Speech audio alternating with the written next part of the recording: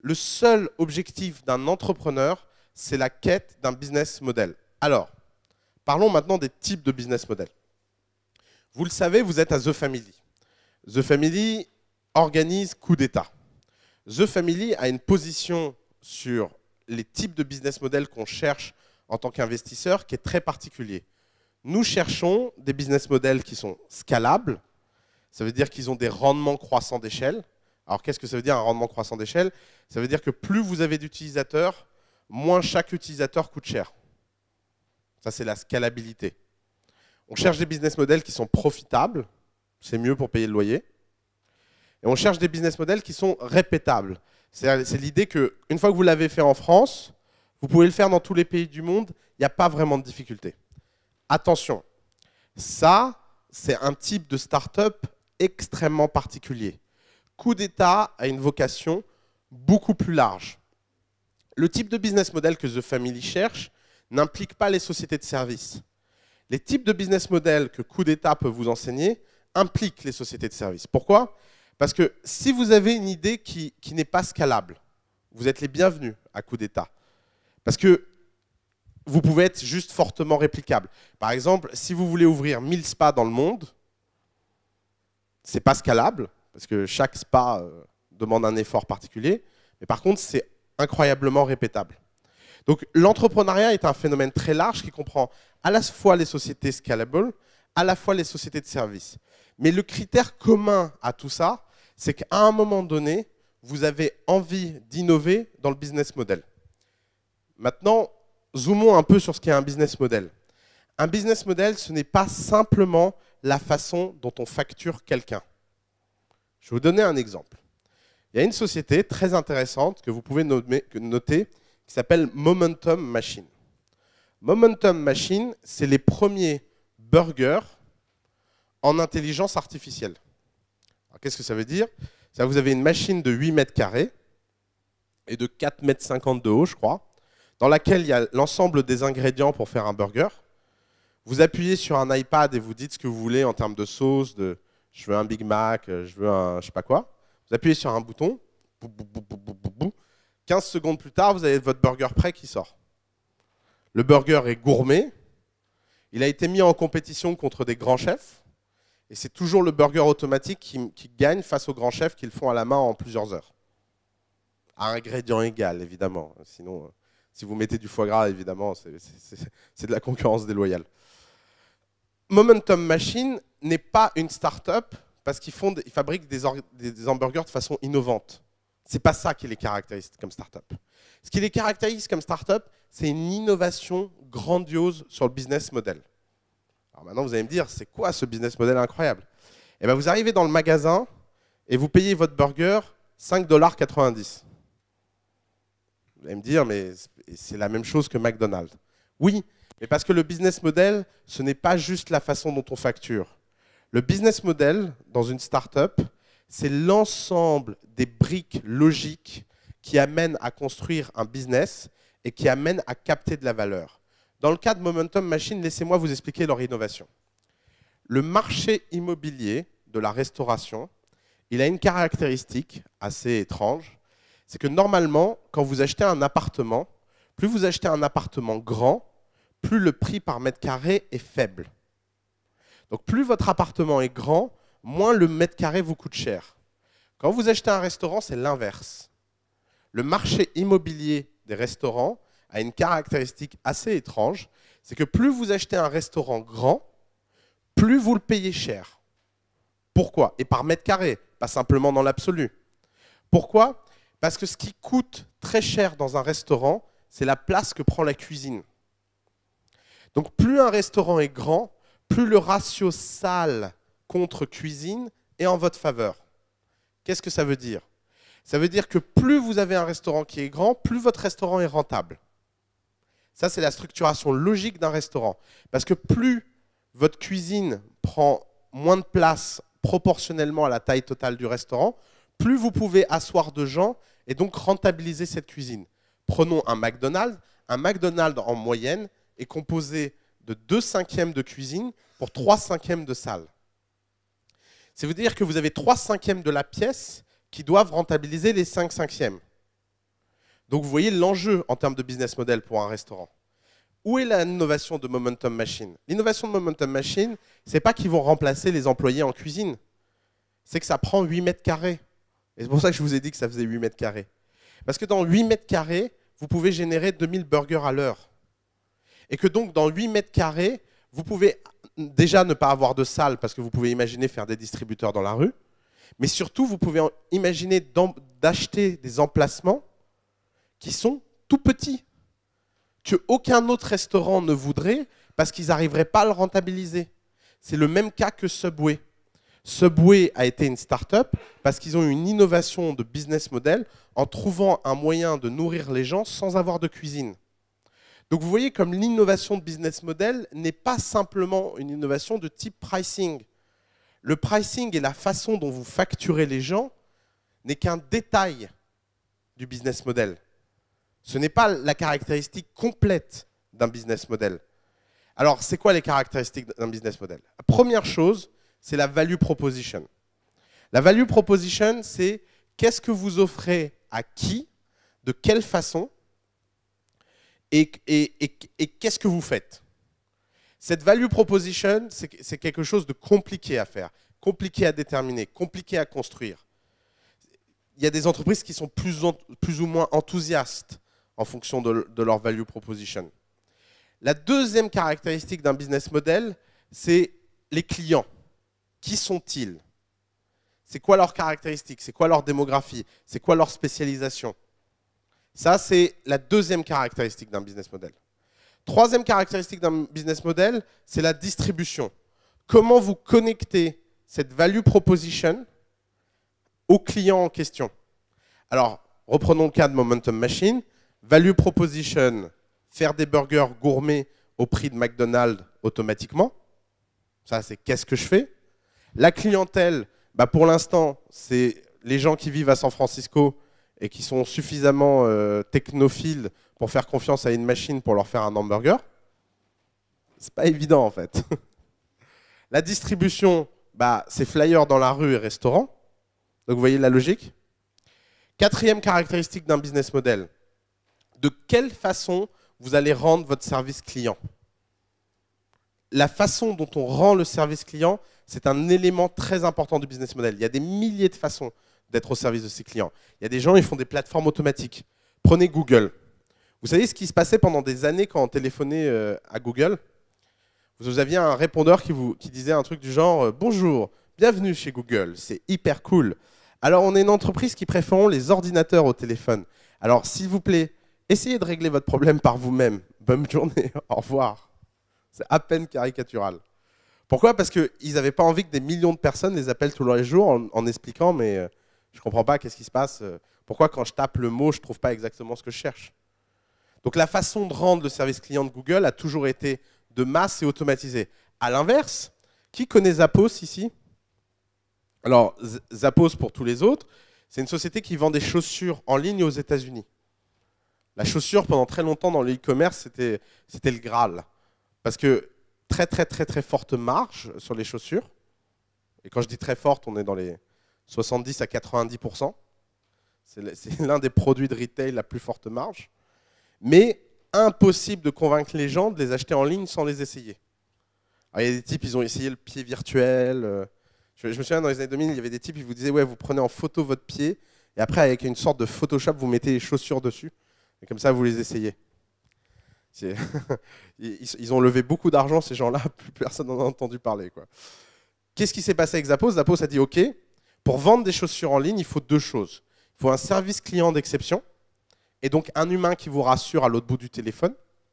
Et il faut que si qui que ce soit a le moindre problème, il puisse renvoyer les chaussures sans aucun problème.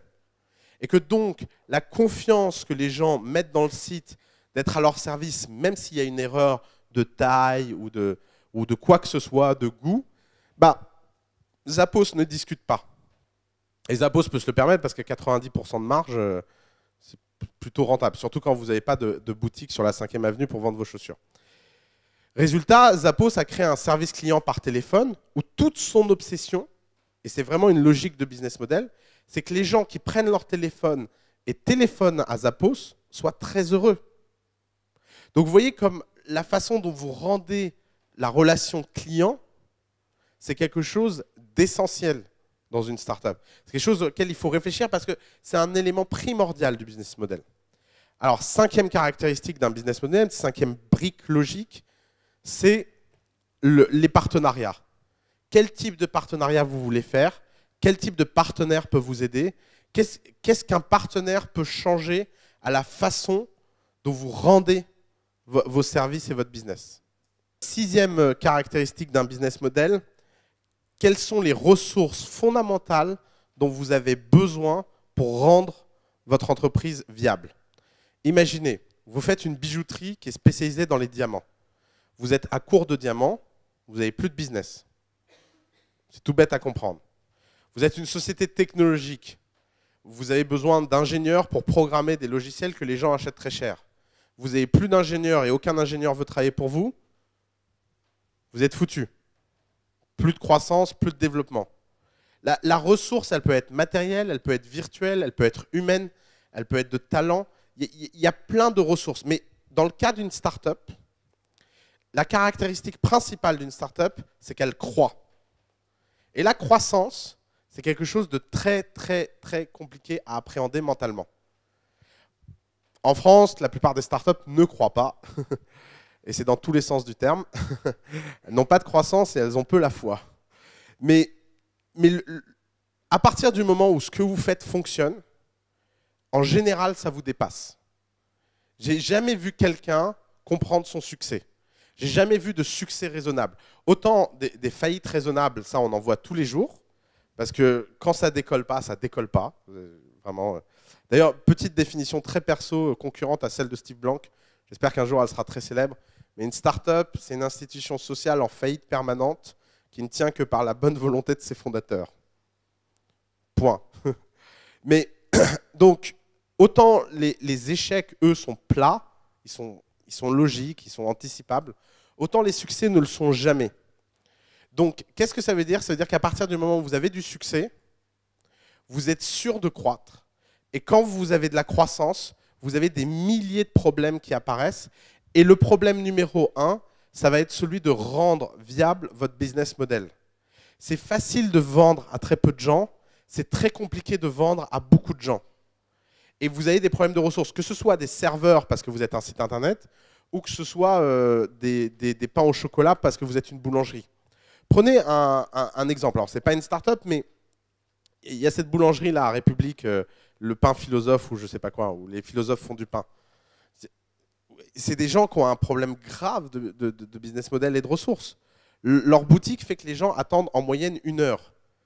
Qu'est-ce que ça veut dire? Quand vous attendez 1 heure pour acheter votre pain, c'est-à-dire que seulement le top 5 de vos clients potentiels achètent. Parce qu'il n'y a pas beaucoup plus que 5% des gens prêts à attendre 1 heure, même pour du très bon pain. Ça veut dire que le marché réel qu'ils auraient pu toucher était beaucoup plus grand. Et d'ailleurs, ils ont un concurrent qui l'a prouvé, il s'appelle Kaiser. Kaiser, à chaque fois qu'une boulangerie est surchargée, il en ouvre une deuxième. Vous voyez la différence entre savoir gérer sa croissance et être complètement dépassé par sa croissance. Elle est aussi bête que ça. Sauf que quand vous êtes dépassé par votre croissance, ça ne peut jamais durer très longtemps. Vous n'imaginez pas le nombre, le pourcentage de startups qui réussissent, qui finissent par faire faillite à cause de leur incapacité à gérer la croissance. La majorité, alors les startups qui réussissent sont la minorité. Mais dans cette minorité-là, une majorité échoue. Ce qui vous montre à quel point c'est un univers cruel. C'est-à-dire que la plupart des gens ne décollent jamais et sont à zéro et se disent mais qu'est-ce que j'ai fait pour que les gens soient si peu fascinés par mon idée? Mais à l'inverse, les gens qui réussissent, vous n'imaginez pas le nombre qui n'arrivent juste pas à gérer ce qui leur arrive. Et des fois, ça peut dépasser des proportions même imaginables. La plupart des histoires de start-up, vous metteriez ça dans un film, on se dirait les scénaristes ont exagéré. Parce qu'en général, la réalité dépasse de loin la fiction de ce point de vue-là. Donc c'est pour ça que les ressources qui sont nécessaires à à votre entreprise, à votre start-up, à votre business plan, sont en fait un élément de business model.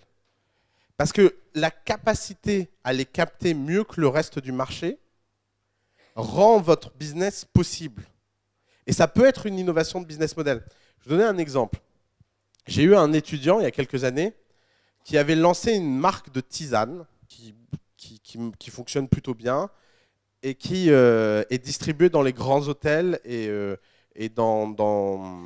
a commencé par faire des tisanes pour les défilés de mode. Pour calmer les mannequins avant de monter sur le runway. Je ne sais pas si ça marche ou pas. En tout cas, les créateurs avaient l'air d'y croire, donc ça marchait. Et après, il a commencé à être distribué partout où les gens qui fréquentent des mannequins vont. Donc les grands hôtels.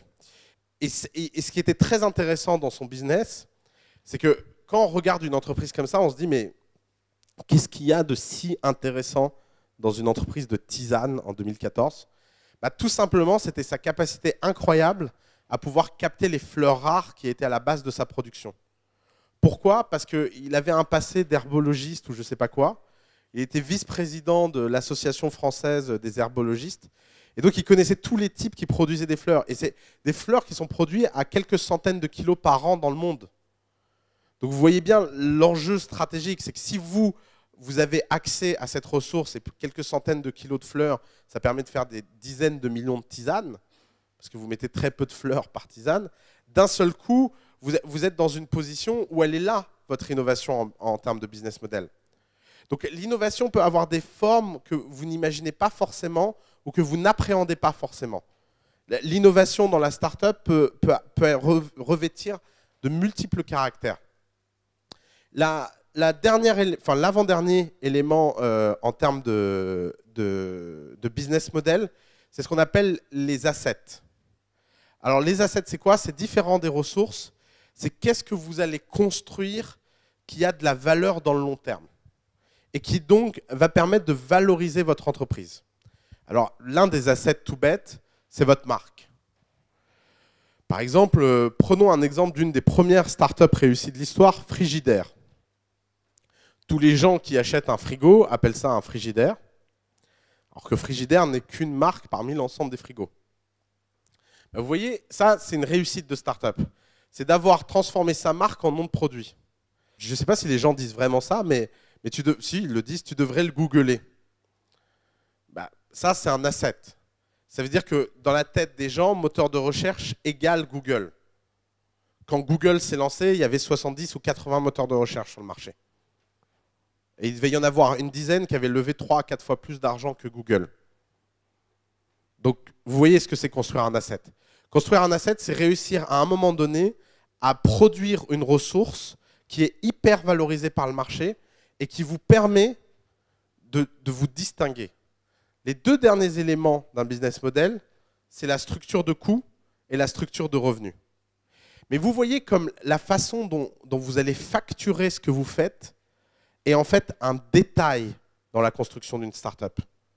En général, la façon dont on facture est une évidence après des années de travail parce que vous avez fini par comprendre ce qui se passait et vous avez fini par comprendre comment ça se passait. Et ça peut prendre beaucoup de temps. Google, ils ont mis 8 ans avant d'avoir un business model. Facebook, ils ont mis 5 ans. Et ça ne veut pas dire que pendant... Une des images que les gens ont souvent en tête, c'est d'imaginer que Google a mis 8 ans à avoir un business model parce que pendant 8 ans, ils s'en foutaient. Et que ce n'était pas important. Mais ça, c'est le deuxième secret du jour chez À Coup d'État. Tout ce que vous lisez dans la presse, dans le monde des technologies, est faux. Et encore plus que dans les autres mondes, parce qu'en général, les gens qui sont dans le monde des technos sont très très très forts en storytelling. Pourquoi un CEO de la vallée vous explique que son business model n'est pas la priorité? C'est parce qu'il n'en a pas. Et qu'il est paniqué. Il va pas vous dire, ouais, alors là, on est dans une merde. On a levé 50 millions de dollars en disant à des mecs qu'on allait faire ça. On n'a pas réussi. On n'a aucune idée de comment on va faire. On crame 400 000 dollars par mois et les mecs veulent notre tête tous les trimestres en board. Vous pensez vraiment que ça passe comme histoire dans la presse? Non. You know what? You should focus on value on customer. That's the only focus we have. And maybe one day we will get a business model. Là, d'un seul coup, c'est un titre dans TechCrunch. Le problème, c'est qu'après, des gens comme vous, n'ayant pas été informés par les mêmes investisseurs et n'ayant pas été éduqués par les mêmes personnes, vous prenez cette info et vous vous dites « Holy shit, I should not have a business model. » Et surtout, je ne vais pas m'occuper des revenus. Pourquoi? Parce qu'en fait, la question est compliquée. C'est que pour réussir à avoir des revenus, il faut réussir à produire de la valeur. Et pour réussir à produire de la valeur, il faut avoir maîtrisé un ensemble d'éléments logiques qui, mine de rien, sont très complexes. Il faut avoir une bonne value proposition. Il faut savoir exactement qui sont ses clients, être intime avec eux. Il faut savoir comment les toucher de façon systématique et en croissance. Il faut réussir à ne pas être brûlé par cette croissance et garder les gens contents. Il faut réussir, en faisant ça, à avoir les bons partenaires pour pas qu'ils vous dézinguent et que vous fassiez sortir du marché. Le tout en maîtrisant votre approvisionnement en ressources rares, en créant des assets, en maîtrisant vos coûts afin de facturer. Donc vous voyez comme quoi, finalement, ce qui peut vous paraître en fait la chose la plus importante, la plus difficile, n'est juste qu'une évidence d'un travail long, compliqué et préalable. Et c'est ça le sujet. Le sujet, c'est qu'en général, construire un business, ce n'est pas pour rien que ça prend des années. Jouons à un jeu. En moyenne, dans une start-up, combien il faut de temps pour passer la barre des 10 millions de revenus si vous prenez l'ensemble des start-up qui n'ont pas fait faillite? Donc, on va exclure de notre échantillon les start-up qui ne marchent pas. Parce qu'évidemment, elles ont tendance à faire augmenter la moyenne. Combien de temps en moyenne il faut pour une start-up qui réussit de passer la barre des 10 millions? 10 millions, ça peut vous paraître beaucoup, mais ce n'est pas grand-chose, 10 millions. Un ingénieur coûte en moyenne 200 000 € par an, salaire, charges sociales, avantages, vacances, ordinateur, amortissement de bureau. 10 millions, comment? Non, 10 millions de chiffre d'affaires. Combien de temps il faut? Oui, pardon, merci de préciser. Combien de temps il faut passer pour la barre des 10 millions? Il faut 4 ans et demi en moyenne. Vous imaginez? Et 10 millions, on parle d'un chiffre d'affaires qui vous permet de payer une équipe de 25 ingénieurs. On ne parle pas d'une multinationale il ne faut pas 4 ans et demi en moyenne pour être considéré comme un grand groupe.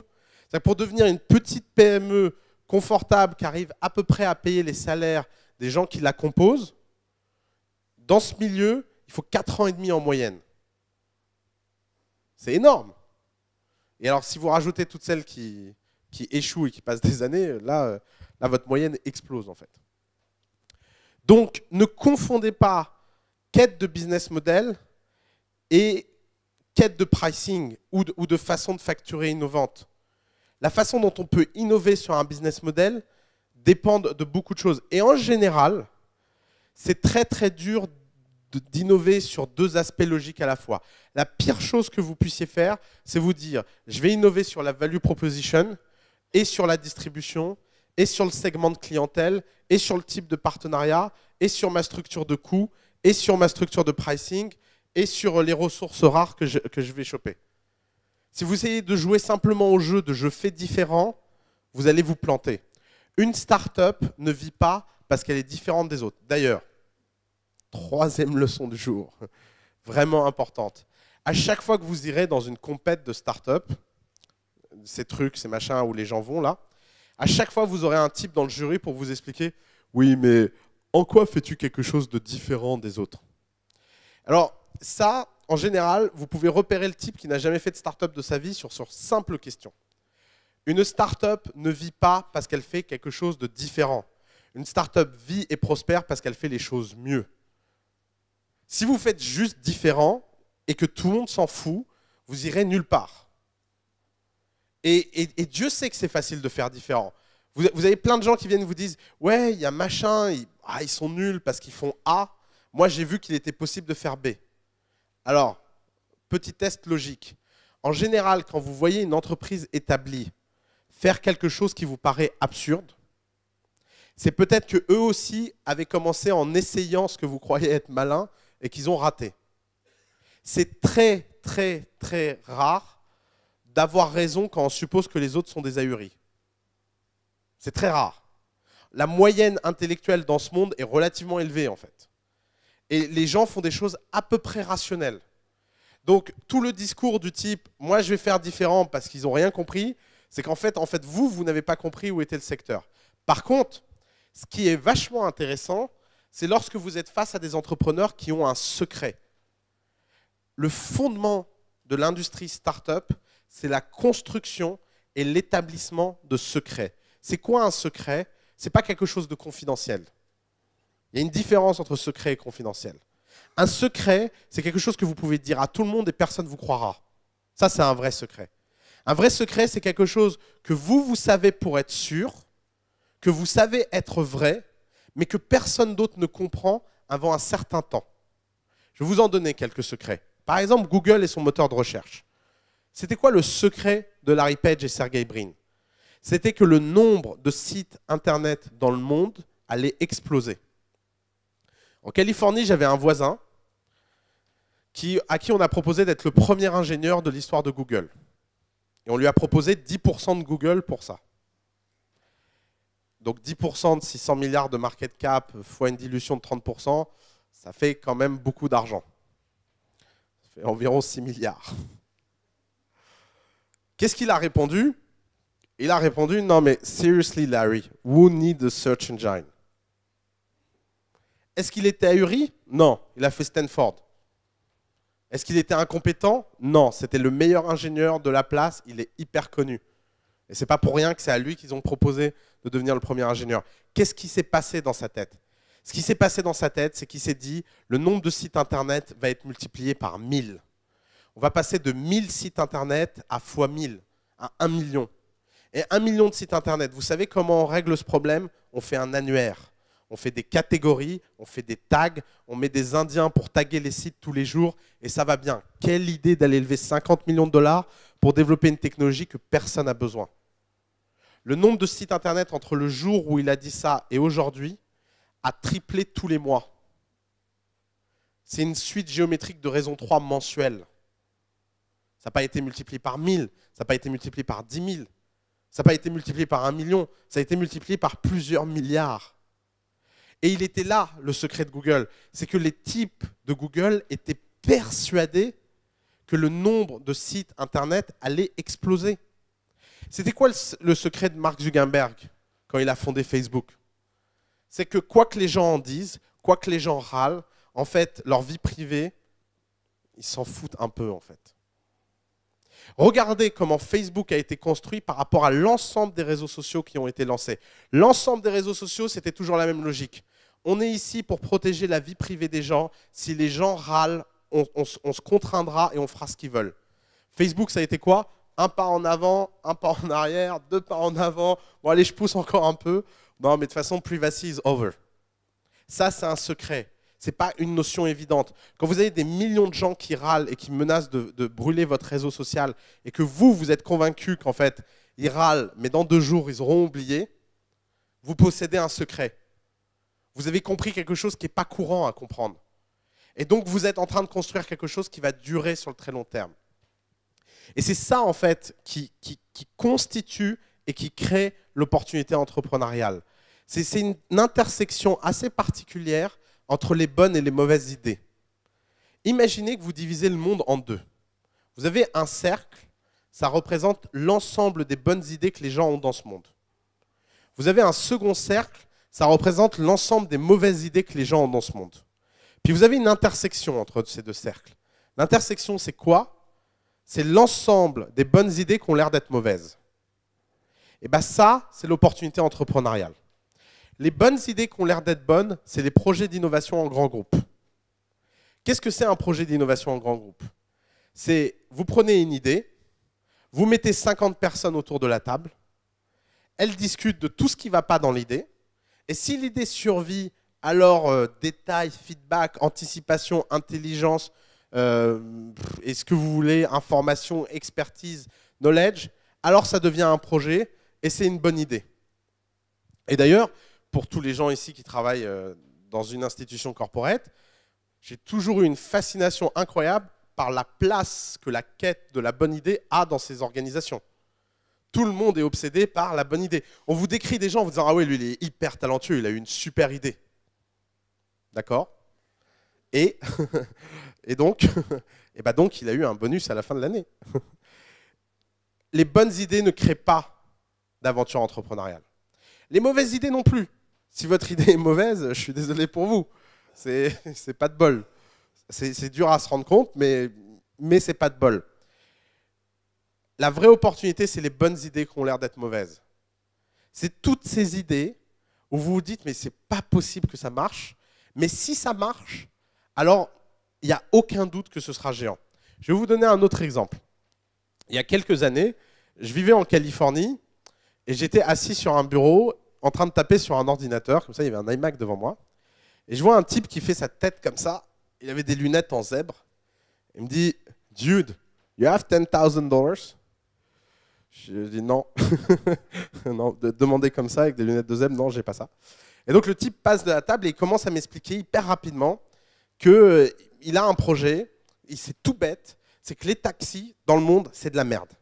Vraiment, les taxis, ça sert à rien.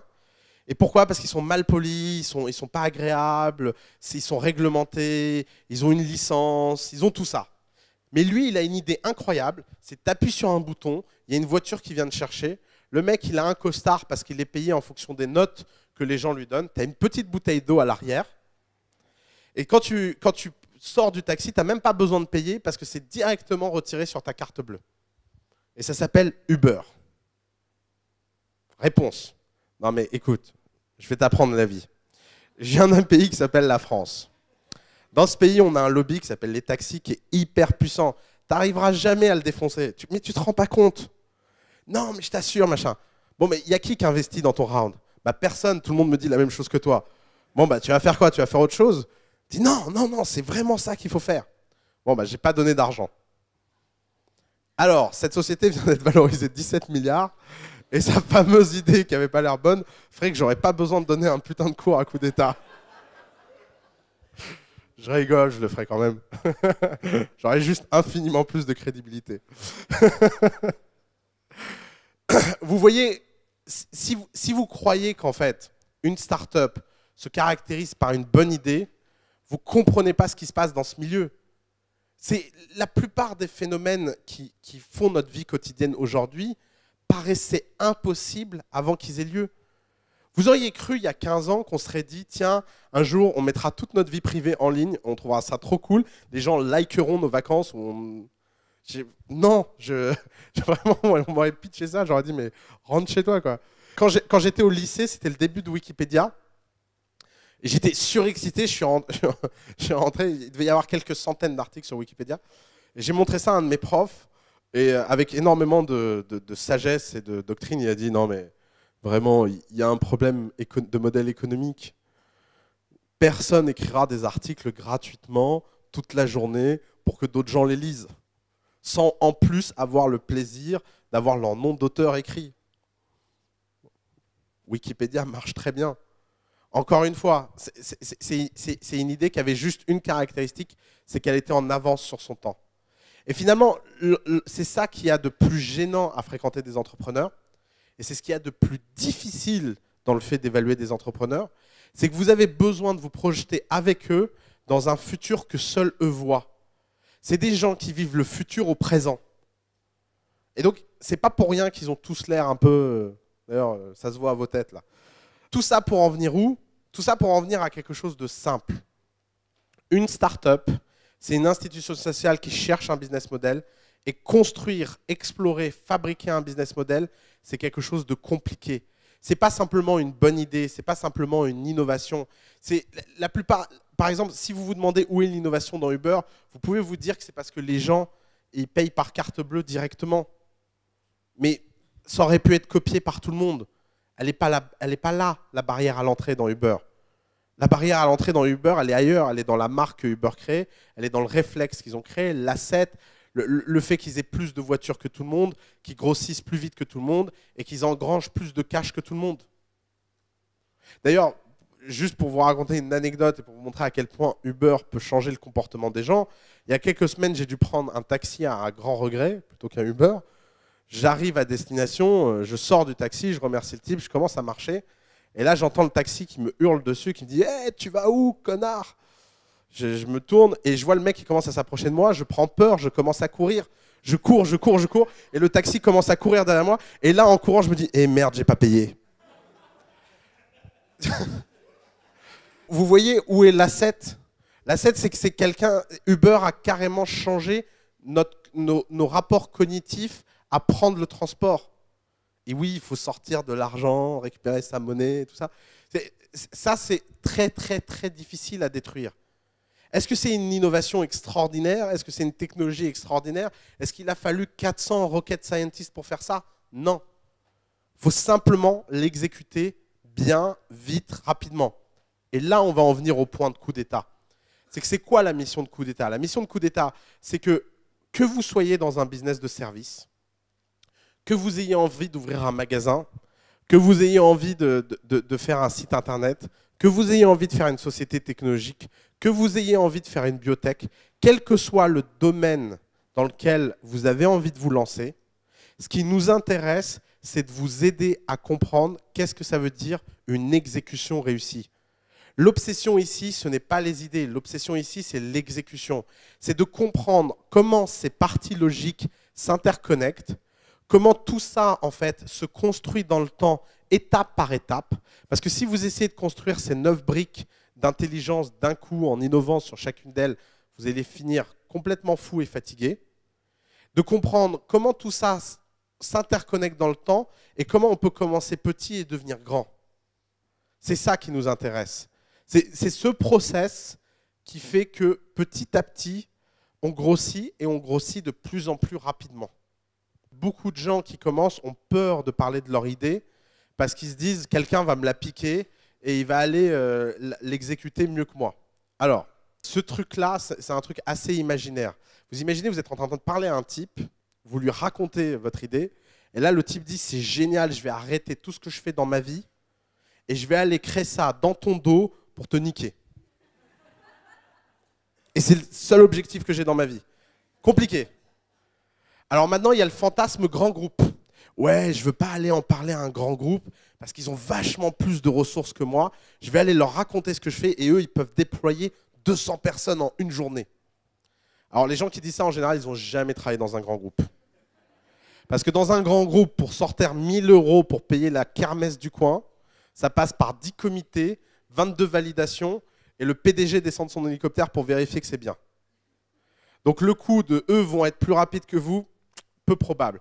Donc vous avez un seul intérêt, en fait, une fois que vous avez formulé ce secret, c'est d'en parler à tout le monde et surtout d'essayer de trouver quelque chose qui heurte les gens, qui les mette mal à l'aise. Uber, ça mettait tout le monde mal à l'aise. Et d'ailleurs, vous pouvez prendre toutes les sociétés qui comptent aujourd'hui, elles ont toutes comme caractéristique d'avoir eu cet élément version 10 000. Les plus grandes sociétés qui ont été créées avaient les idées les plus étranges. Et d'ailleurs, c'est valable pour des sociétés qui ont moins marché. Par exemple, qui connaît, alors c'est un peu techos, mais qui connaît Buffer? Alors Buffer, pour ceux qui ne connaissent pas, c'est une petite app qui permet de gérer son Facebook, son Twitter et son LinkedIn de façon un peu automatisée. Bah, Buffer, pourquoi c'est étonnant comme société? Pourquoi il n'y a pas 36 000 Buffer? On a juste quelques centaines. Pourquoi il n'y en a pas 36 000? Parce que la plupart des gens qui ont voulu se lancer là-dedans, ils se sont fait comme remarque de se dire ça va être 100% dépendant de l'API de LinkedIn, Facebook et Twitter, et c'est trop dangereux pour bâtir un business là-dessus. Le secret des types de Buffer, c'est de se dire I'm a good guy, they are good guys, ce n'est pas des business comme les autres, ils sauront nous respecter et jamais de la vie ils viendront nous embarrasser parce qu'on apporte de la valeur à leurs utilisateurs. Ça peut vous paraître plus ou moins évident, mais en fait, c'est compliqué comme idée. Parce que la plupart des gens ont peur de ces géants-là. Ils ne veulent pas être dépendants de leurs API. Ils ne veulent pas créer un business qui soit 100% parasitaire. Bah ça, c'est un secret de Buffer. Je ne sais pas, dites-moi une grande boîte. On va voir qu'est-ce qu'il y avait d'étonnant au début. Tiens, une boîte. Bah tiens, putain, Instagram, quoi. dans le genre pas évident. Instagram, quand ils ont pitché les gens, alors il faut savoir qu'Instagram n'a pas levé des fonds sur le concept d'Instagram. Ça, c'est déjà une caractéristique. Instagram, c'est l'histoire de deux mecs qui sortent de Stanford et qui expliquent qu'ils vont faire un truc hyper complexe dans le social, hyper technologique, avec plein de features, et ils ont levé des fonds là-dessus. Ils ont cramé un quart des fonds là-dessus, ils ont vu que ça ne marchait pas, ils ont tout arrêté, ils ont démarré Instagram.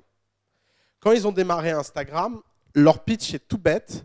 Il est de dire, les gens ont envie de prendre des belles photos, les filtres vont changer le rapport des photos, donc ils vont en partager plus, et donc on va créer une feature avant de commencer une communauté. Il faut savoir quelque chose, c'est que si vous alliez dans la vallée il y a quelques années et que vous parliez aux gens, les gens vous disent toujours qu'il faut avoir la communauté avant d'avoir les features innovantes. Instagram casse ce paradigme en disant, nous, on va d'abord avoir une feature hyper innovante qui est créer de belles photos. Il y a suffisamment de gens esthètes dans le monde pour reconnaître ça, ce sera viral. Et ensuite, grâce à ça, on créera la communauté. Ça, je peux te dire à tel point que quand ils ont été relevés de l'argent, Andreessen Horowitz, qui était leur investisseur, leur a dit, les gars, non, moi je ne remets pas d'argent. C'est pas ce que vous m'avez pitché au début, je comprends rien à ce que vous faites, vous allez vous débrouiller. Bon courage pour lever de l'argent. Donc vous voyez, c'est pas, allez pas croire, la vision qu'on peut avoir d'ici, c'est Instagram dans la vallée, tout le monde a compris, tout le monde a dit, ah c'est génial, c'est incroyable, c'est cool. D'ailleurs, si vous regardez la Silicon Valley en tant que phénomène sociologique et culturel, c'est un endroit où les gens sont tellement stressés de dire non au prochain Zuckerberg. Tout le monde a son traumatisme de type Uber, Facebook, je sais pas quoi. Il passe en psychothérapie pendant 2 ans pour s'en remettre. Tout le monde ayant ce problème-là, tout le monde vous dit que tout ce que vous faites est génial. Parce que juste, ça coûte rien en fait. C'est entre dire pourquoi ça va pas marcher et dire ça va marcher et pouvoir dire oui, je l'ai toujours su. Et comme de toute façon, si ça ne marche pas, personne ne vous reprochera d'avoir dit que ça allait marcher, d'un seul coup, vous créez une ville entière dont la spécialisation est de dire à tout le monde, les gars, vous êtes des pros. Et c'est pour ça que culturellement, la critique a disparu de la vallée, parce que pendant 20 ans, les gens ont été traumatisés. Et tous les nouveaux arrivants dans la vallée, en quelques mois, ils se prennent un traumatisme dans la tronche, puis après, ils disent à tout le monde, franchement, c'est super cool ce que tu fais. Et c'est comme ça qu'une culture de ville se crée. Parce que vous êtes dans une industrie où c'est juste trop dur d'évaluer les idées. D'ailleurs, si je peux vous donner un conseil en tant qu'entrepreneur, vous avez un choix, vous avez une vie incroyable. Parce que vous êtes entouré d'entrepreneurs et vous n'avez pas besoin de leur dire réellement ce que vous pensez. Et d'ailleurs, ça ne sert à rien de leur dire ce que vous pensez. Donc, quand quelqu'un vous dit « voilà mon idée », au lieu de vous demander est-ce qu'elle est bonne ou pas, vous devriez vous demander comment je peux l'aider au cas où elle est bonne. Parce que vous n'êtes pas dans un métier où vous devez dire non, par exemple, regardez notre drame à nous. Notre drame à nous, c'est que des gens viennent nous voir, on a une capacité d'accueil limitée, donc on doit dire oui, on doit dire non. Vous croyez qu'on ne va jamais se tromper et qu'on ne va pas refaire un nouvel Uber? Mais évidemment qu'on va refaire un nouvel Uber. C'est impossible de ne pas en faire un. C'est improbable. Donc, par définition, si vous n'avez aucune obligation à la sélection, vous avez un intérêt énorme à simplement laisser couler et soutenir. Parce que les gens se souviendront que quand tout le monde leur a dit que c'était pourri, vous étiez là et c'est sympa d'avoir un ami milliardaire, à défaut d'être milliardaire soi-même. Ça peut aussi être une stratégie. Hein. Qui utilise WhatsApp ici? Ok, regarde. Qui utilise Flipboard? Ok. Qui utilise Flipkart? Voilà. Alors, je viens de te donner une start-up, la première, qui a levé 50 millions, WhatsApp. Tu as vu, tout le monde a levé la main. Je viens de te donner Flipboard, la deuxième. Tu vois, il y a un tiers des gens qui ont levé la main, ils ont levé 20 millions. Et je viens de te donner une start-up qui n'a rien levé. Et tu viens d'avoir la preuve. Alors, WhatsApp n'a pas levé parce que les gens étaient impressionnés par la techno. Qu'on le veuille ou non, WhatsApp est massivement utilisé. Et l'attraction a une valeur, c'est qu'elle met tout le monde d'accord. Qu'est-ce qui s'est passé avec WhatsApp? WhatsApp, ils ont essayé de lever de l'argent une première fois sur leur concept. Ils ont dit, on va faire une messagerie pour pays émergents qui va être mieux foutue que les autres messageries et qui permettra aux gens d'envoyer des textos gratuits en passant par leur forfait data. OK? Parce que les textos dans ces pays-là sont chers. Les mecs ont dit, ouais, putain, une nappe de messagerie, je passe. Ils l'ont fait quand même, ils se sont débrouillés, ils ont économisé un peu d'argent, ils ont programmé la première version. Et la première version a inscrit plus de gens en une semaine que l'ensemble des applications de cette industrie n'ont jamais inscrit cumulé en une semaine. Là, tout le monde a dit, OK, je mets de l'argent. Je ne sais pas pourquoi ça marche, mais de toute évidence, ça marche, donc je vais mettre de l'argent. Donc, ils ont mis un peu d'argent. Ensuite, la courbe, elle a fait ça. Donc, ils ont mis encore un peu plus d'argent. Puis, la courbe, elle a fait ça et ils ont mis de l'argent. Donc, il y a deux, si vous voulez, sur les histoires de levée de fonds et de compréhension, il faut comprendre que la chose la plus dure au monde à faire, c'est que quand vous dites le nom d'une app et que tout le monde lève la main dans une salle comme ça au hasard, avec des gens qui viennent de plein de catégories sociales différentes, de plein d'âges différents, c'est la chose la plus dure au monde. Et ça vaut tout l'argent du monde. Alors après, est-ce que ça valait leur rachat à 19 milliards? C'est une question à 19 milliards. Mais ce n'est pas très compliqué de comprendre pourquoi ils ont été rachetés 19 milliards.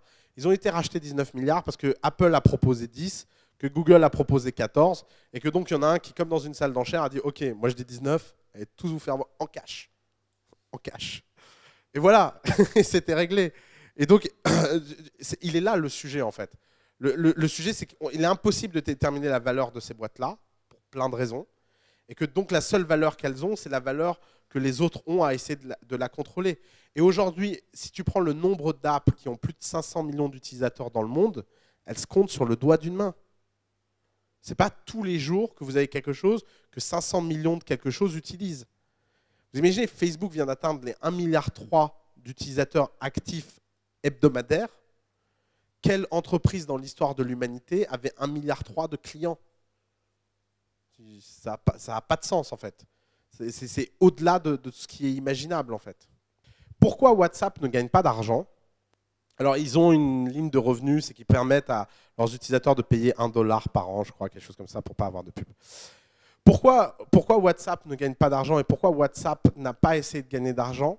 Parce que quand tu construis une startup, le moment où tu vas mettre ton business model sur la table et le moment où tu vas lui mettre un prix, c'est le moment où tu vas non plus être évalué en tant que startup, tu vas être évalué en tant qu'entreprise. Comment on évalue une startup? Il n'y a aucun autre moyen d'évaluer une startup. Les valos de startup sont déterminés par le marché concurrentiel des gens qui veulent mettre de l'argent dedans. Comment on évalue une entreprise par rapport à ses revenus?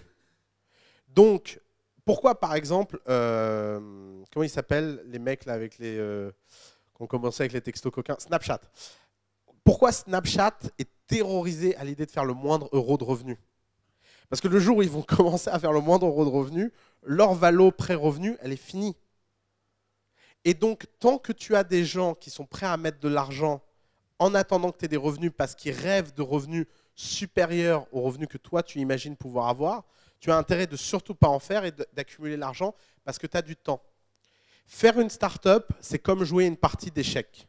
Vous avez des pions, vous avez des forces, vous ouvrez, le type en face ouvre, et des fois, vous êtes dans une position très favorable qui est que les gens sont prêts à vous donner de l'argent pour vous acheter du temps.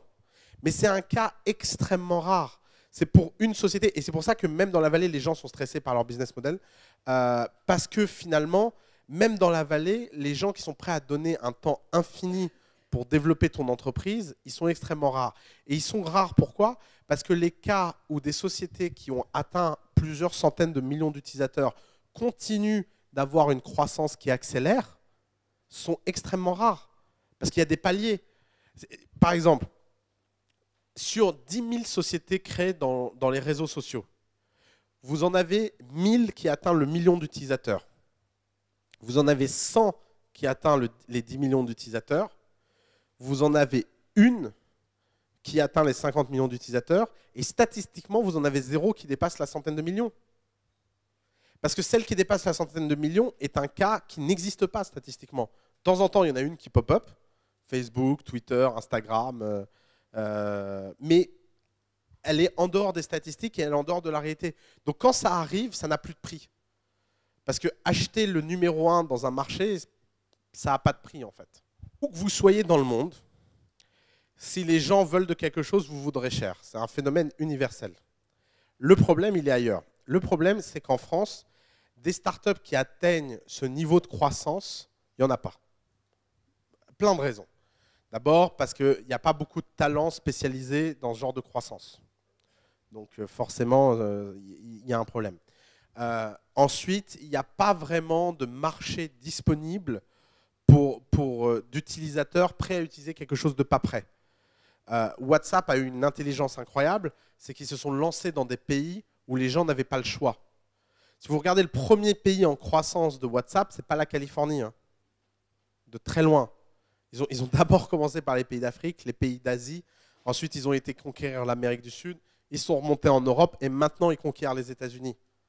C'est que très tôt, ils ont compris, si je veux de l'attraction, il ne faut surtout pas que je reste dans un marché de gens spoiled, où tout le monde a un forfait SMS illimité et comprend juste pas l'intérêt du SMS gratuit. Eux, je vais venir quand ce sera à la mode. Ça va être différent comme usage.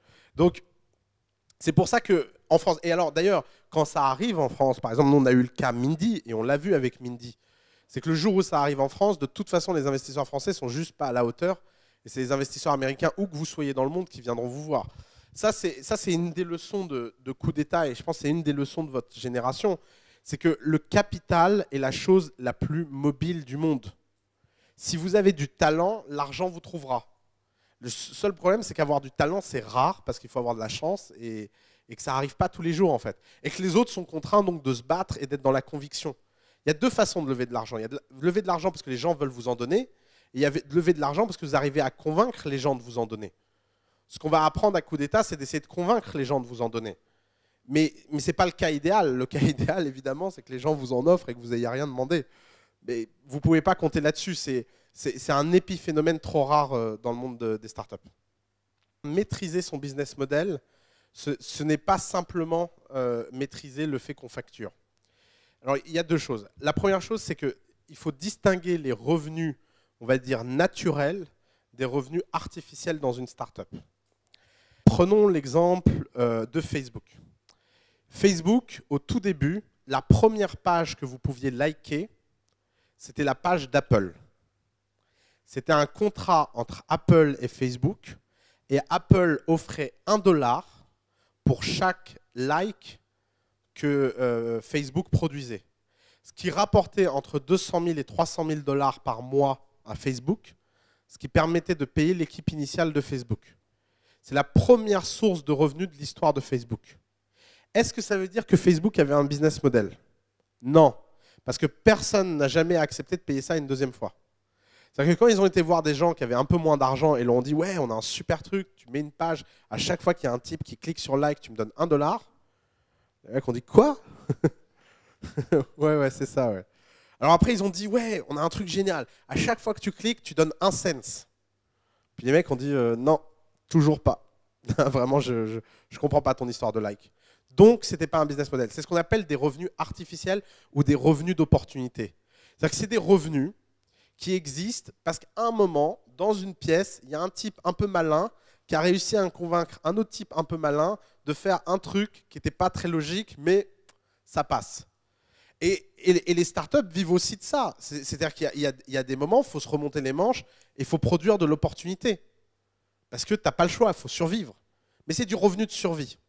Le revenu de business model, c'est le jour où Facebook a compris qu'il avait une audience suffisante pour intéresser les annonceurs de façon automatique et pouvoir les mettre aux enchères. Et c'est la fameuse plateforme de pub automatisée. Ce jour-là, Facebook a eu son premier business model. Et ce jour-là, Facebook a cessé d'être une start-up partiellement. Et alors, elle est là la chose un peu compliquée à comprendre. C'est cette distinction start-up-entreprise. Elle est vraie, mais elle n'est pas absolue. C'est-à-dire que vous pouvez, à l'intérieur d'une organisation sociale, avoir en présence plusieurs sous-groupes qui ont des natures différentes. Par exemple, Google a une entreprise qui s'appelle AdWords, qui est une entreprise hyper optimisée, hyper scalable. Tu sais, si Google a débauché l'ensemble de ses commerciaux, ils auraient leur revenu qui baisserait que de 5%. T'imagines? Je veux dire, quand tu te dis que 10 000 personnes sur Terre ne servent qu'à servir 5% de tes revenus, tu te dis, bon, j'ai à peu près compris un truc sur mon marché. Un truc ou deux. Mais à côté de ça, Google, en tant qu'institution, a aussi des startups, genre Google Self-Driving Car, Google X, Google Moon, Google Drone, Google machin. Parce qu'ils ont tellement d'argent qu'ils ne sont plus une société. Ils en sont des milliers. Alors, ils partagent la même marque, le même PNL, le même tout ça, mais c'est un détail technique, en fait. Ils fonctionnent, en fait, comme des institutions sociales différentes. Donc, elle est là. À votre stade, ça ne vous concerne pas, parce qu'à votre stade, vous n'êtes pas deux choses à la fois. Soit vous êtes une start-up, soit vous devenez une entreprise. Et quand vous devenez une entreprise, vous pouvez soit utiliser les bénéfices pour aller en vacances, soit pour créer des nouvelles start-up au sein de votre... ou soit si vous êtes assez riche, les deux. Mais, mais c'est forcément un choix qui vient dans un troisième temps. Il y a forcément ce passage de start-up à entreprise qui s'opère. Et ensuite, à un moment, Google a été très très focus sur AdWords. Pendant 2 ans, personne chez Google ne faisait rien d'autre qu'optimiser et construire AdWords. Et d'ailleurs, c'est Sheryl Sandberg qui était en charge de ça, celle qui est partie chez Facebook. Donc, il est là le sujet. Donc, avoir ton revenu d'opportunité, ton revenu artificiel ne te garantit pas, ce n'est pas parce que tu as facturé quelque chose que tu as un business model. C'est le jour où tu factures quelque chose qui est en croissance hebdomadaire sans que tu aies rien à faire que tu deviens une entreprise. Là, oui, là, tu dois optimiser tes revenus. Ça peut prendre beaucoup, beaucoup de temps, en fait. La concurrence, c'est quelque chose qui est un concept d'entreprise qui n'est pas un concept de start-up. Donc là, je vais détruire un mythe. Vous vous souvenez tout à l'heure de mon type qui vous a demandé en quoi vous êtes différent? En général, sa deuxième question favorite, c'est qu'est-ce que fait la concurrence? Et alors, les entrepreneurs sont aussi responsables de ça parce que les entrepreneurs ont une passion. C'est qu'ils vous font toujours ce schéma-là avec la matrice. Puis vous savez, ils sont en haut à droite tout seuls. Et puis il y a tous les autres, ils sont là en bas à gauche. Bon, alors évidemment, tous les mecs qui sont là en bas à gauche gagnent plusieurs centaines de millions par an, mais eux, ils sont là-haut tout seuls. Mais ils ne gagnent rien. Et ils vous disent, ouais, vous avez vu sur tous les aspects fonctionnels, on est meilleur.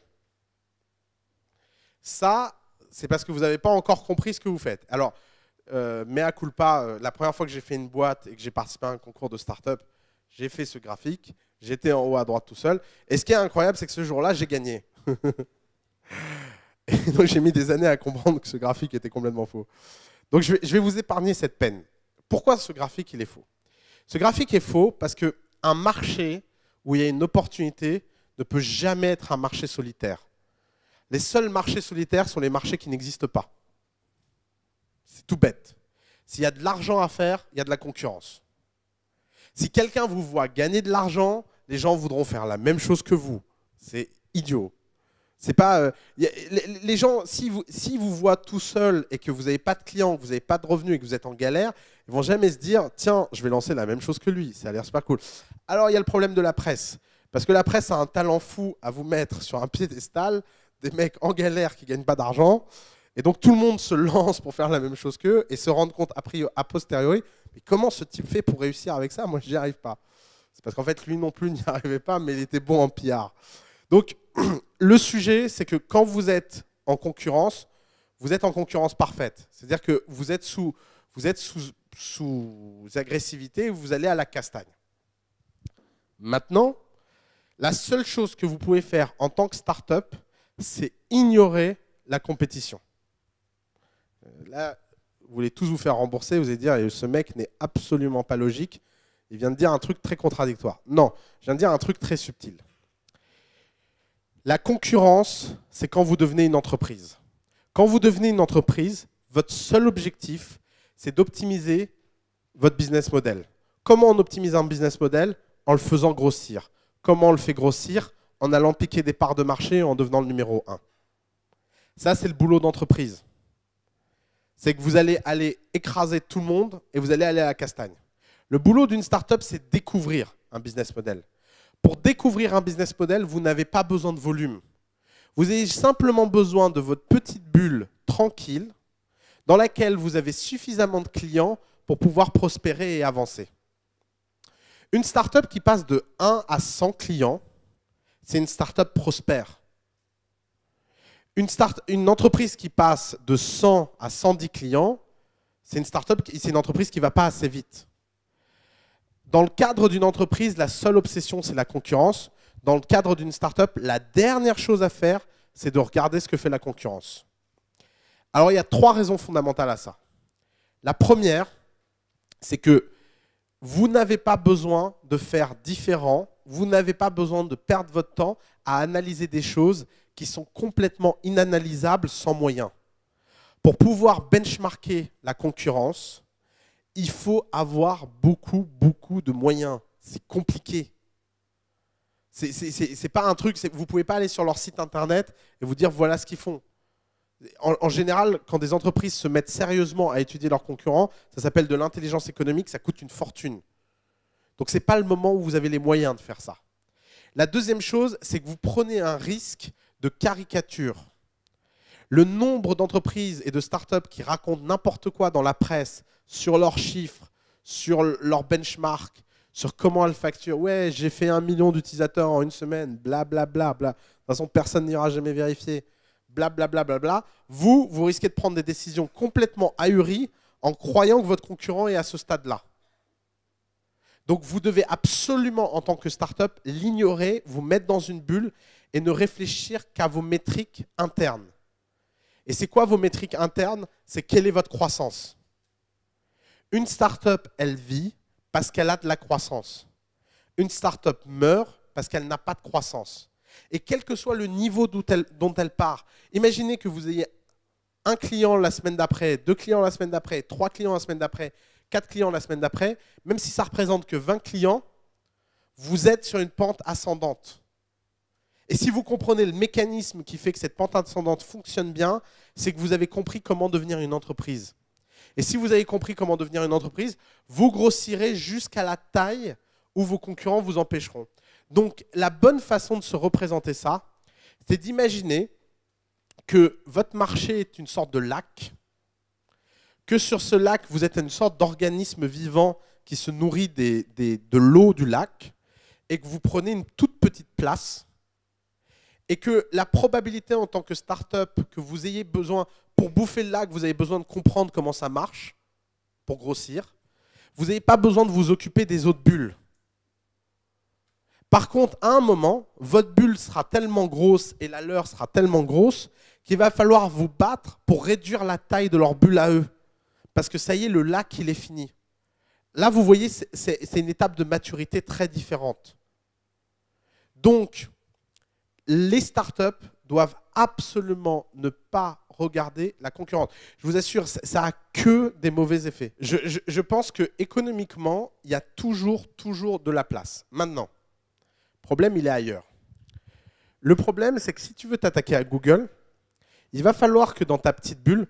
Regarde, comment on fait pour s'attaquer à Google? La façon commune, c'est d'imaginer qu'il faut beaucoup d'argent, plein d'argent, et qu'il faut faire un truc tellement parfait et tellement gros que les gens vont massivement passer de Google à toi. Ça ne marche pas comme ça. Si tu veux concurrencer Google, tu dois commencer avec un groupe de gens tout petits qui soient archi fans de toi à tel point que si ça ne marche pas, tu peux te transformer en secte, ça marche quand même.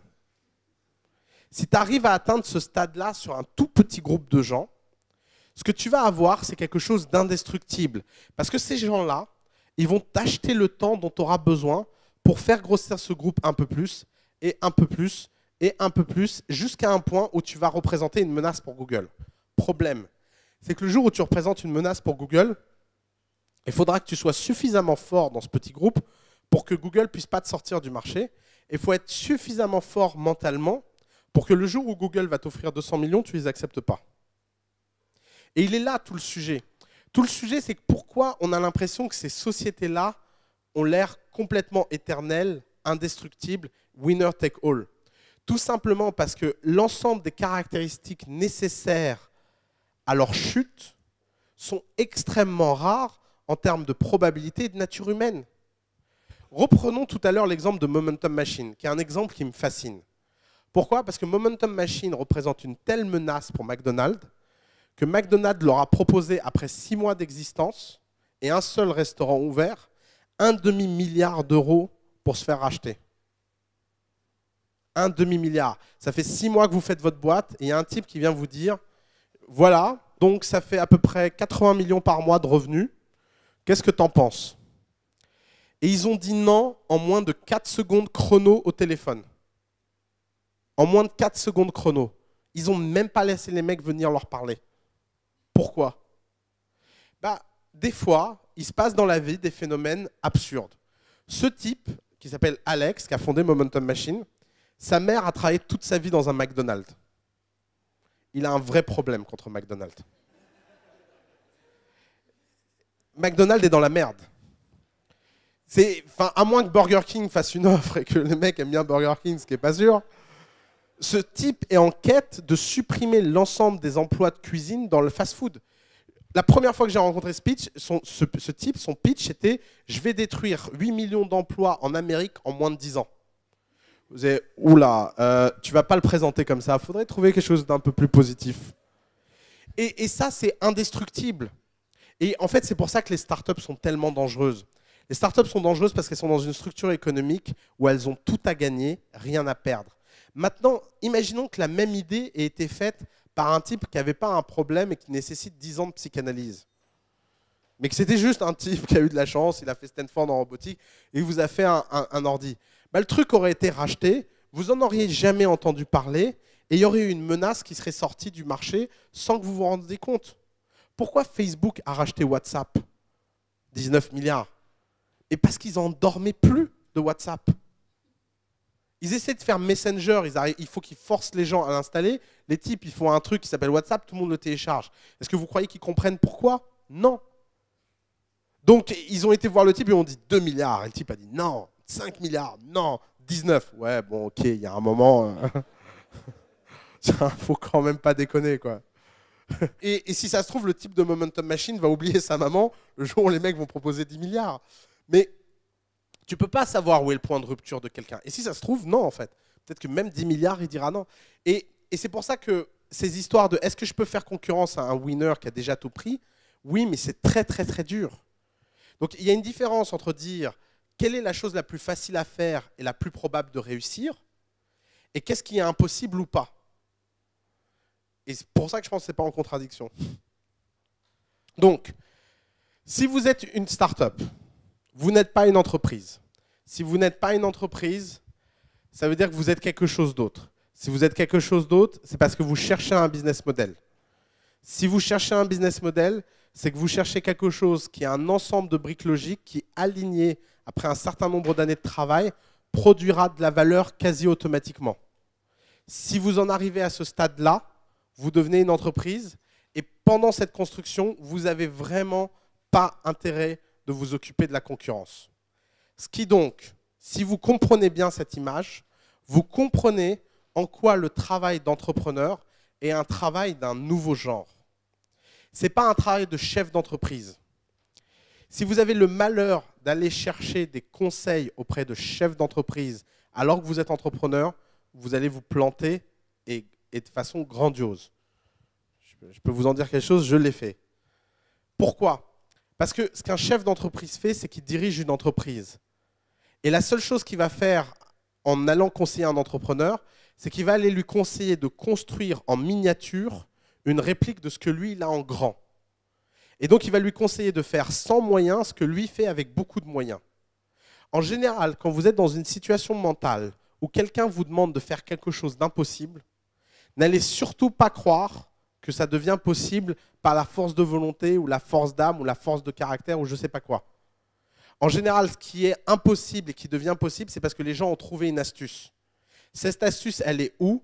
C'est de comprendre qu'un entrepreneur ne fait pas le travail d'un chef d'entreprise parce qu'un entrepreneur, son travail, c'est de construire un business model et que c'est un travail d'un nouveau genre où il y a très, très, très, très peu de gens qui le font. Donc, pour moi, il y a deux types d'entrepreneurs. Premier entrepreneur, c'est les magiciens. Le deuxième type d'entrepreneur, c'est les titans. Ce n'est pas la même chose, je vais vous expliquer. Les magiciens sont les gens qui essaient de faire des entreprises scalables. Qu'est-ce que c'est une entreprise scalable? Comme je vous l'ai expliqué au début, c'est une entreprise qui a une croissance qui coûte de moins en moins cher. Imaginez la première fois que quelqu'un est venu taper une requête sur Google. Combien cette requête a coûté? Elle a coûté le remboursement des années de R&D, de l'achat des serveurs, de tout ce qu'il a fallu en fait pour amener à ce que ce système marche. Imaginez que maintenant quelqu'un se connecte aujourd'hui et tape une requête. Combien cette requête coûte? elle coûte marginalement rien. Marginalement rien, c'est-à-dire qu'elle coûte un tout petit peu quelque chose. Donc, qu'est-ce qui s'est passé? Il s'est passé que en fait, les coûts fixes, les serveurs, les ingénieurs, les salaires, les bureaux sont élevés, mais les coûts variables ne le sont pas. Et d'ailleurs, la plupart des sociétés scalables ont même une double scalabilité, puisque non seulement leurs coûts variables ne sont pas forts, mais en plus leurs coûts variables sont décroissants. Ça veut dire que plus vous avez de quantité de cette variabilité, moins la quantité individuelle coûte cher. Ça, c'est la scalabilité parfaite, absolue, magique. Là, vous êtes le roi du monde. Ça, c'est un travail de magicien. Pourquoi c'est un travail de magicien? Parce que le but du jeu, c'est un peu comme dans Harry Potter. Vous essayez d'apprendre à faire un sort, vous répétez votre sort et le sort ne part jamais. Mais le jour où le sort part, il part de façon exponentielle. C'est les entreprises les plus compliquées à comprendre parce qu'elles ont comme caractéristique d'être exponentielles. Exponentielle, c'est comme la fonction en mathématiques, c'est-à-dire que chaque pas, vous savez dans exponentielle de x, chaque pas de x coûte beaucoup plus ou rapporte beaucoup plus que le pas précédent. C'est les fameuses courbes qui montent au ciel très très rapidement. L'exponentielle n'est pas appréhendable. N'imaginez surtout pas que le jour où Zuckerberg a fondé Facebook, il s'est dit « Bon, je me donne 10 ans et j'ai 1,3 milliard de personnes qui se connectent sur mon site. » Dans son premier business plan qu'il a présenté à des investisseurs, il leur a expliqué qu'il aurait 10 millions d'utilisateurs, il aurait l'ensemble des étudiants d'Amérique en 2014. Il a fallu 1 an pour faire ça. Ce n'est pas des choses qu'on peut imaginer. On ne peut pas imaginer que tous les jours, plus de gens vont venir que la veille. Et cela à l'infini, pratiquement. Pourquoi c'est un travail de magicien? Parce que tant que votre sortilège n'est pas parti, tant que vous n'avez pas trouvé la formule magique, bah, le sort ne part pas et vous n'avez rien.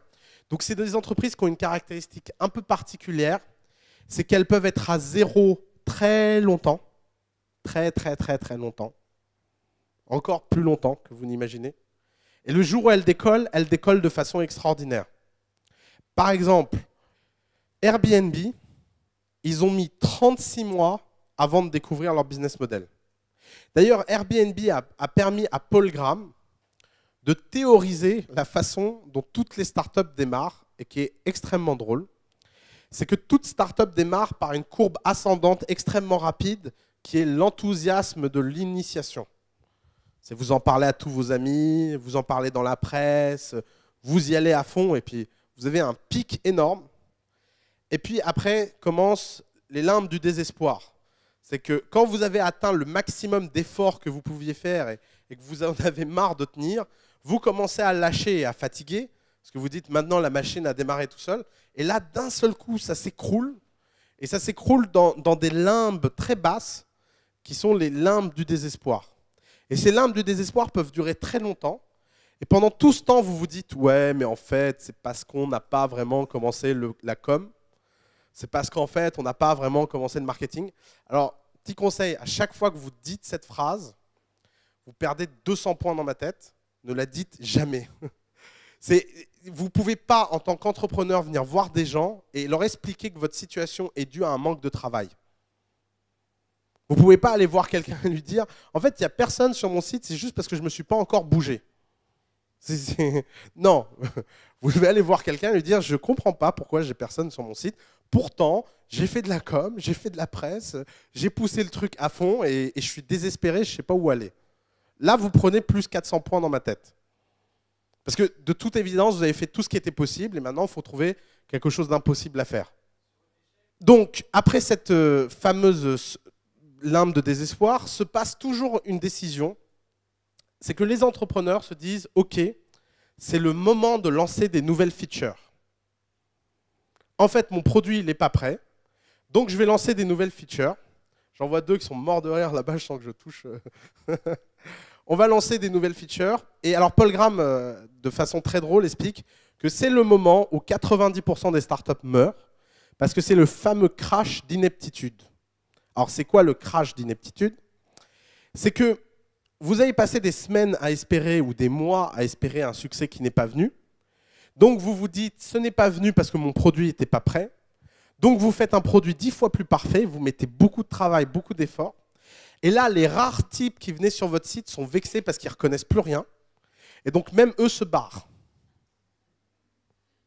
Donc là, en général, vous touchez le fond. C'est-à-dire que si vous n'aviez pas encore atteint le fond, là, vous venez de commencer à creuser et vous êtes en train de creuser votre tombe. Dans un cas très très rare, les entrepreneurs comprennent exactement ce qui se passe et donc décident de devenir la seule chose qui marche dans l'entrepreneuriat, à savoir un radical, et commencent à changer radicalement ce qu'ils font et l'ensemble de ce qu'ils font à un rythme encore plus radical, c'est-à-dire qu'ils ne mettent plus des mois à lancer des choses, mais d'un seul coup, ils lancent des choses en quelques jours. Et ils lancent des choses jusqu'à comprendre qu'en fait, c'est une histoire de formule magique et que ça prendra plus ou moins longtemps, mais ça finira par prendre. Et quand ça prend, ça explose. Et alors, Paul Graham explique que vous commencez par avoir ce qu'on appelle les wiggles of false hope, les chatouillis du faux espoir. Donc ça monte, ça descend, ça monte, ça descend, ça monte, ça descend. Mais vous voyez que la courbe va dans le bon sens. Et puis à un moment, vous finissez par comprendre qu'est-ce qui fait que la value proposition marche, où est le segment, où sont les clients. Vous finissez par trouver une formule magique et vous avez la fameuse liquidité, la fameuse traction que tout le monde cherche.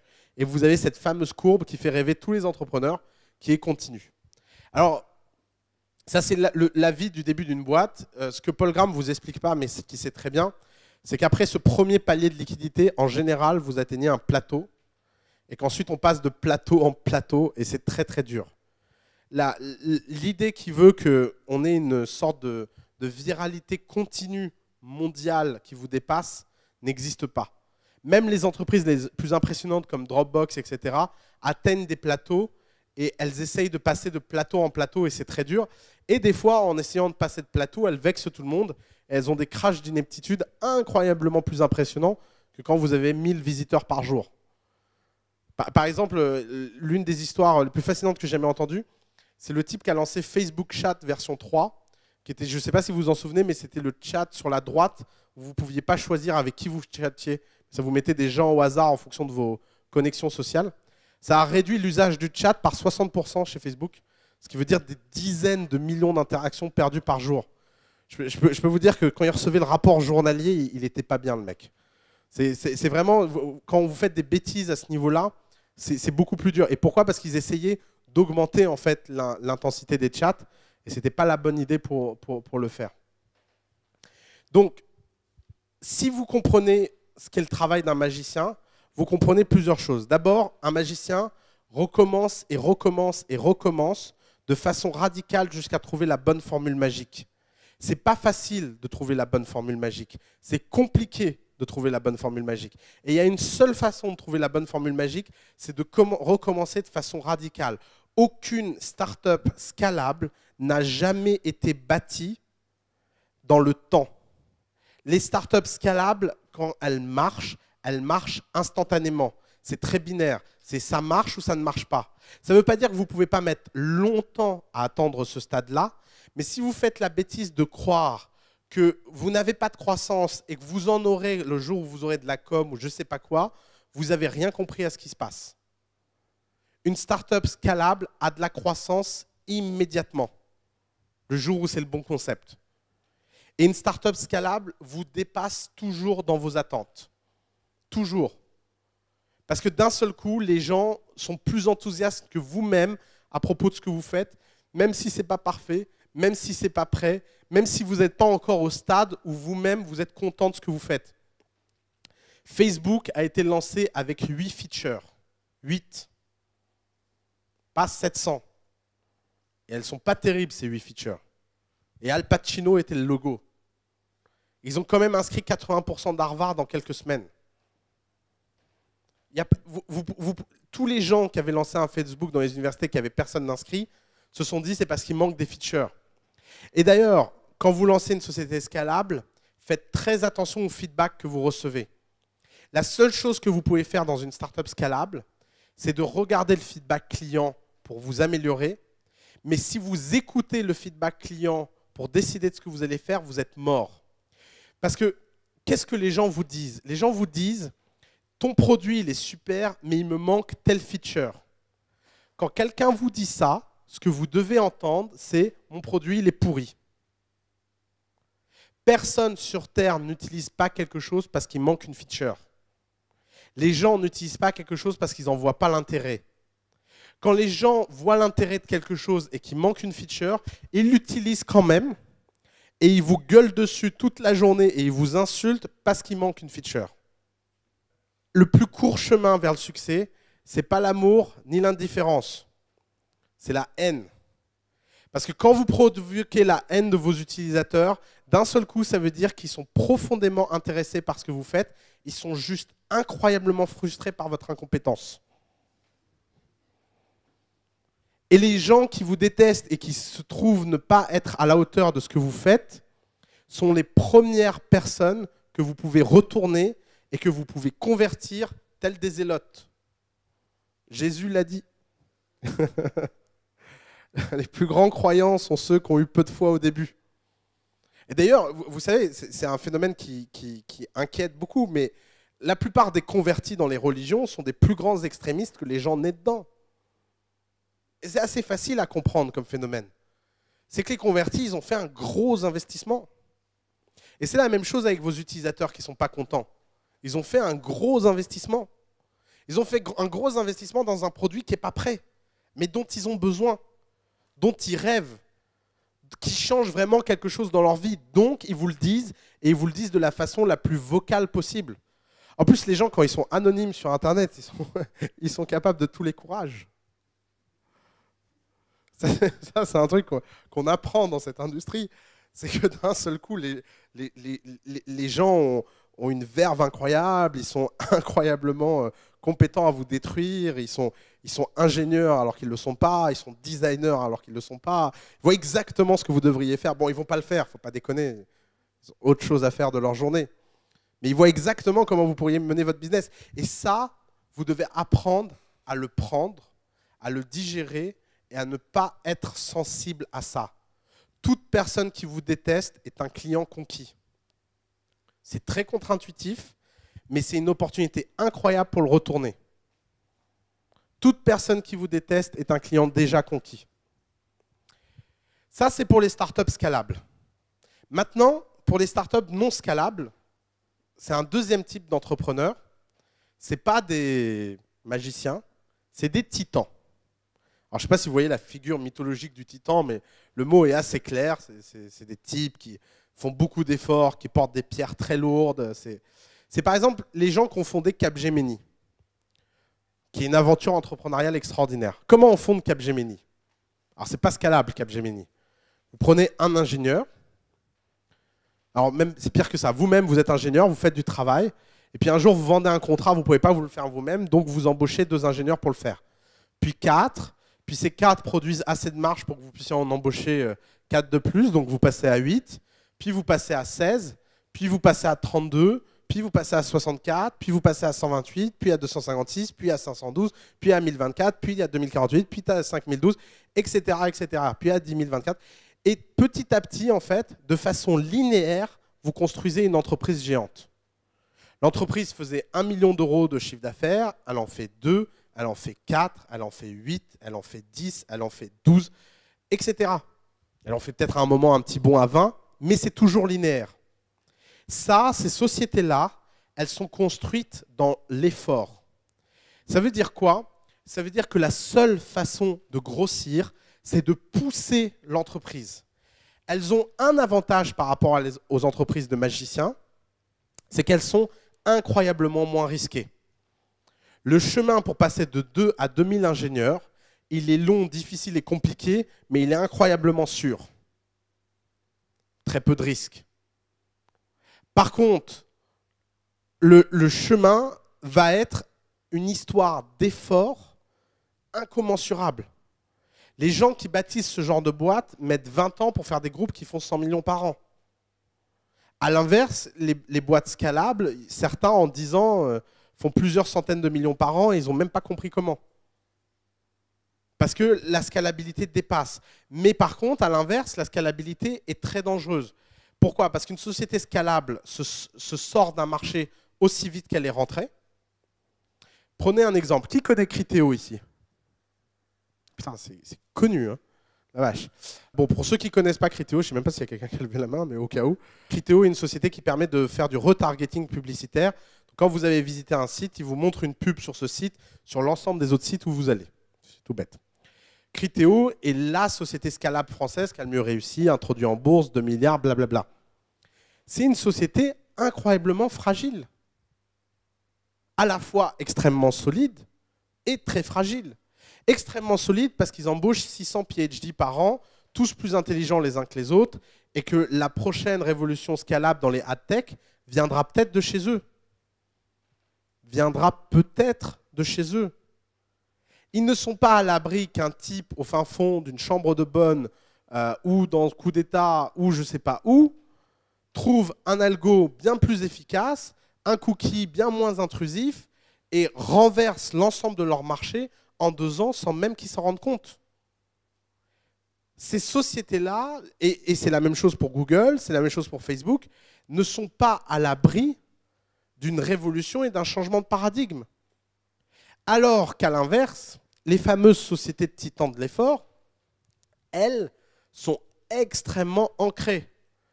Une fois que vous avez 3000 consultants qui travaillent pour vous et qui ont de façon à peu près vampirisante capté 300 clients, d'ici que les 300 clients se barrent pour aller vers quelqu'un d'autre, il va se passer beaucoup de temps. Et vous avez le temps de voir la transformation arriver, vous avez le temps de voir le shift de marché et vous avez le temps de vous réinventer. Elle est là la différence.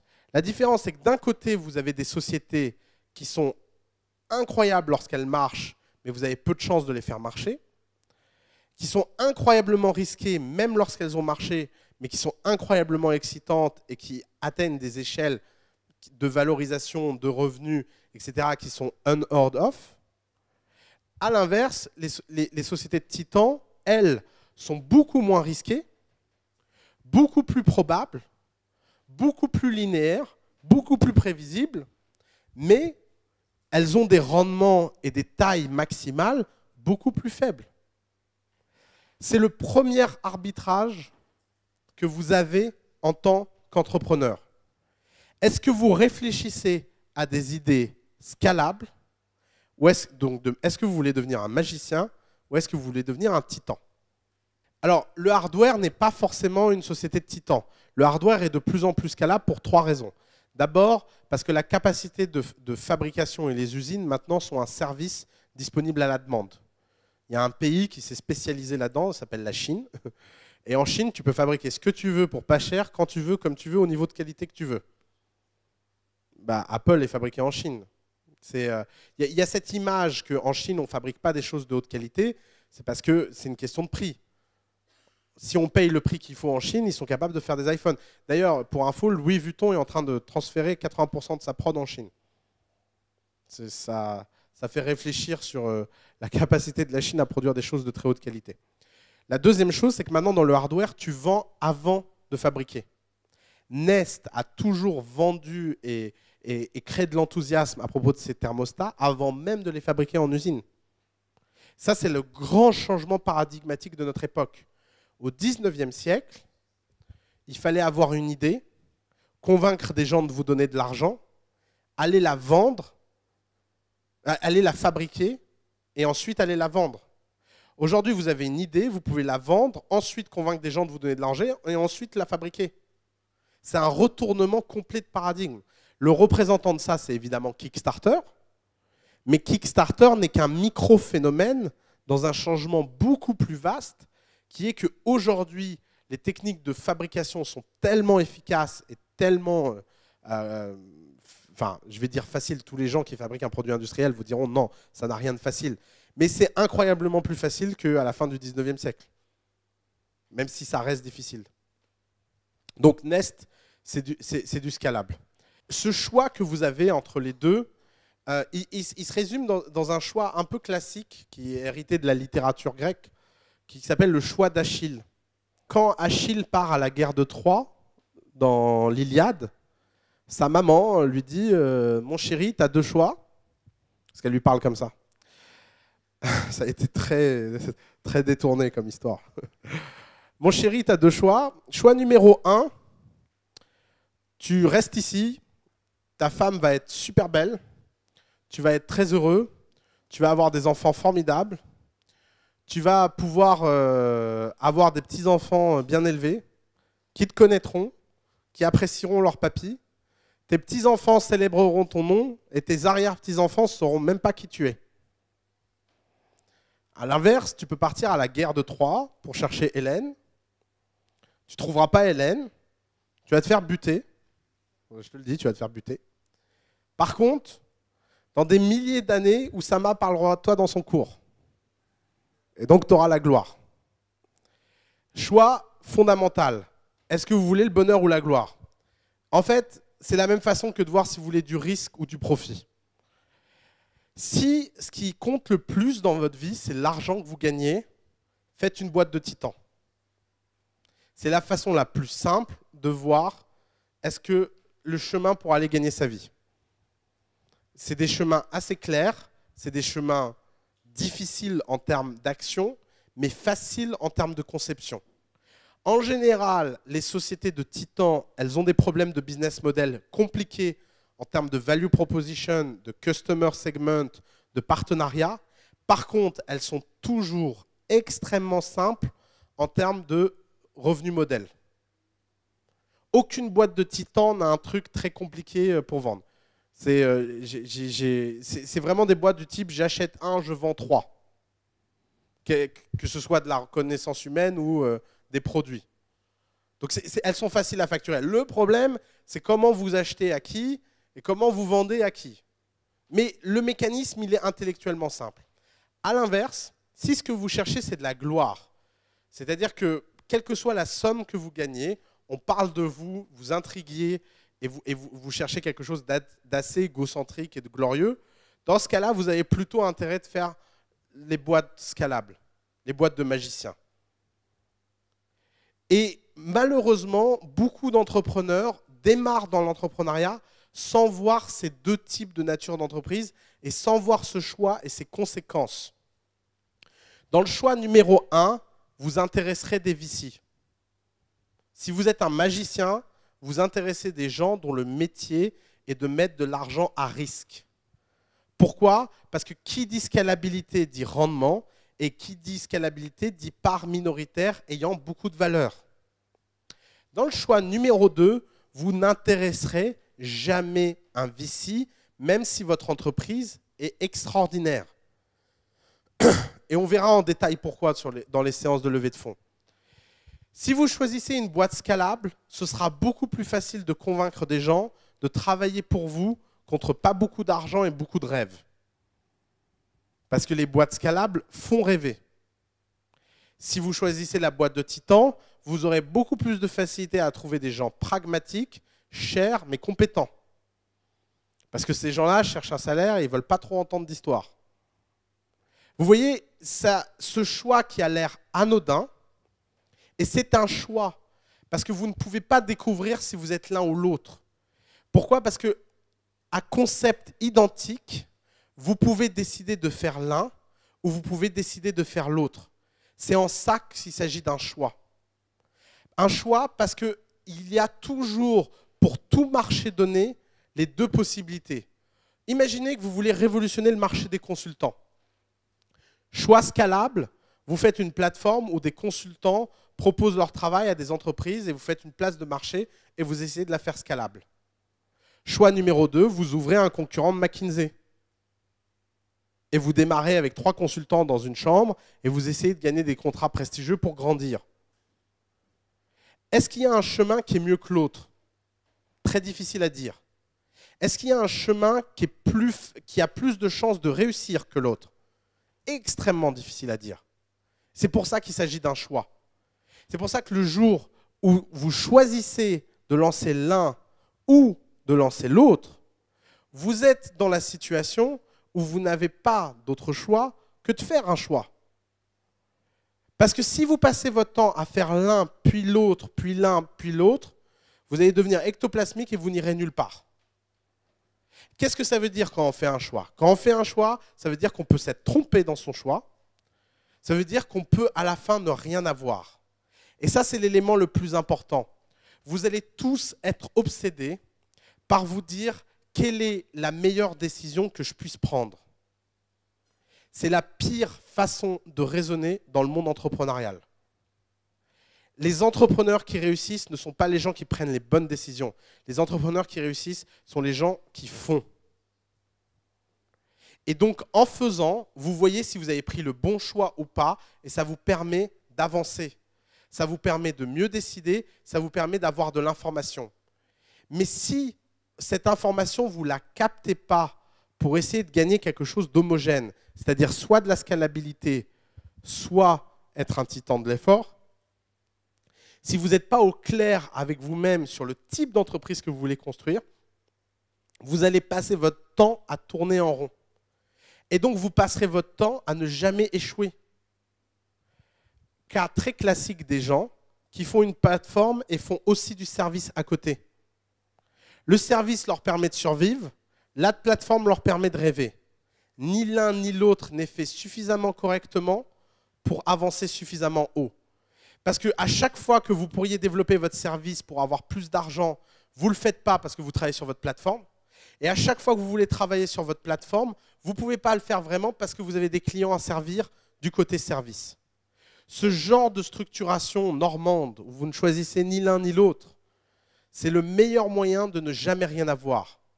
Qu'est-ce que ça veut dire? Ça veut dire que si à l'inverse, vous aviez fait un choix, bah au moins si vous aviez fait le choix plateforme, vous n'auriez pas pu survivre des années. Parce que vous n'auriez pas eu des années devant vous de confort, de semi-confort très inconfortable en fait. Il aurait fallu réussir ou échouer. Et cette peur de la mort, c'est le moteur entrepreneurial. Si à chaque fois que vous prenez une décision, dans votre arbre, il n'y a pas réussite ou mort, si vous ne vous mettez pas en danger de mort dans chacune des décisions que vous prenez, vous n'êtes pas en train de vivre une aventure entrepreneuriale. Vous êtes juste en train de vivre une aventure managériale. C'est quoi la différence entre une aventure managériale et une aventure entrepreneuriale? C'est qu'un manager essaie de contrôler le risque, un entrepreneur essaie de survivre au risque. Et voilà ce que vous allez apprendre à coup d'état. Parlons de... Alors, la question, c'est qu'est-ce que je pense du modèle 37 Signal? Alors, parlons de la plus grande arnaque PR de l'histoire de l'humanité. Donc, 37 Signal, pour tous ceux qui ne connaissent pas, c'est une société, c'est une agence web qui fait des produits et qui notamment a fait Basecamp. Ces types ont écrit un bouquin qui s'appelle Rework, où ils vous expliquent que si vous voulez un employé heureux, il doit avoir son propre bureau avec vue sur jardin, sinon vous n'êtes pas un bon patron. Bravo les gars, leçon universelle applicable dans toutes les entreprises. Ils ont fait des articles dans TechCrunch expliquant qu'ils m'ont travaillé. Ils ont expliqué toutes les conneries du monde sur les gars, c'est possible d'être à la fois une agence et à la fois de faire des produits.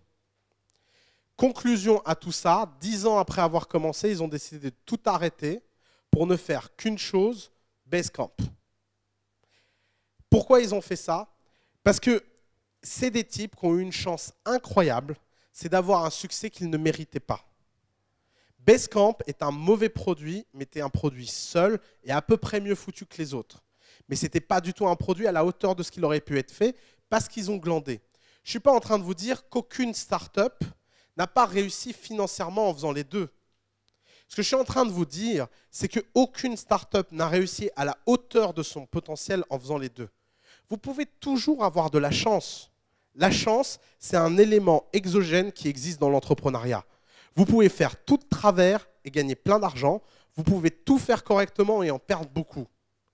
Ce n'est pas ça que ça change de faire les choses correctement ou pas. Ce que ça change, c'est que la probabilité de gagner quand on fait tout à l'envers est très très très faible et que la probabilité de gagner quand on fait les choses correctement est beaucoup plus forte.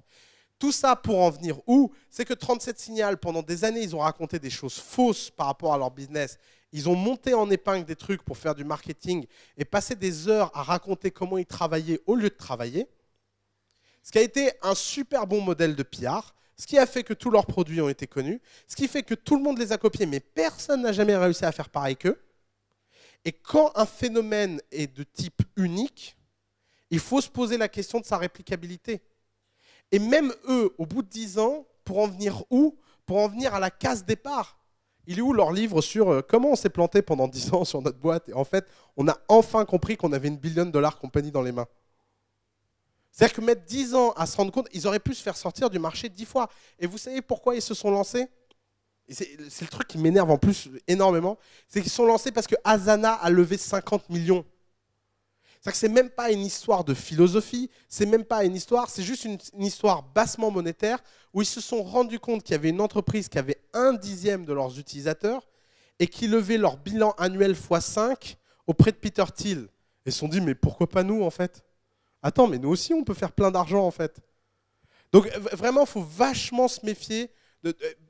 Un autre cas qui est interrogatif, c'est Buffer. Buffer passe sa vie à vous raconter ce qu'ils font, les décisions qu'ils prennent, etc. C'est très sympathique. Mais si vous croyez que toutes les situations sont réplicables, vous êtes mal barré. Les principes, eux, le sont. Mais le problème, c'est que les principes ont ça d'amers qui sont complexes et de bas niveau. Les leçons hyper concrètes sont très, très rarement réplicables. Peter Thiel appelle ça le mystère de l'entrepreneuriat. Il dit, c'est très compliqué de comprendre pourquoi quelqu'un qui a fait ABC sur une entreprise alpha, lorsqu'il recommence ABC sur une entreprise bêta, ça ne marche pas. Et d'ailleurs, c'est l'explication pour laquelle, et je vais finir là-dessus parce qu'il commence à être tard, c'est l'explication pour laquelle, pourquoi les entrepreneurs ont tellement de mal à avoir 2 succès dans leur vie. Voire 3, voire 4. C'est extrêmement rare. C'est tout simplement parce que tout ça est extrêmement contextuel. C'est très dur d'obtenir des leçons très universelles. Il y a juste des principes qui sont universels. Il faut se focus et il faut éviter d'avoir une absence de choix entre agence et scalable. Parce que tout ce qu'on fait pour une agence produit des effets négatifs dans le scalable et tout ce qu'on fait dans le scalable produit des effets négatifs dans l'agence. C'est pour ça que c'est un principe assez cohérent. C'est parce que c'est un problème de nature et d'ontologie. 3 choses. Première chose, c'est que c'est une question qui n'est pas un problème de pauvre, mais qui est un problème de riche. Aucune start-up ne s'est jamais fait tuer parce qu'elle gênait un monopole ou parce qu'elle gênait une industrie en place.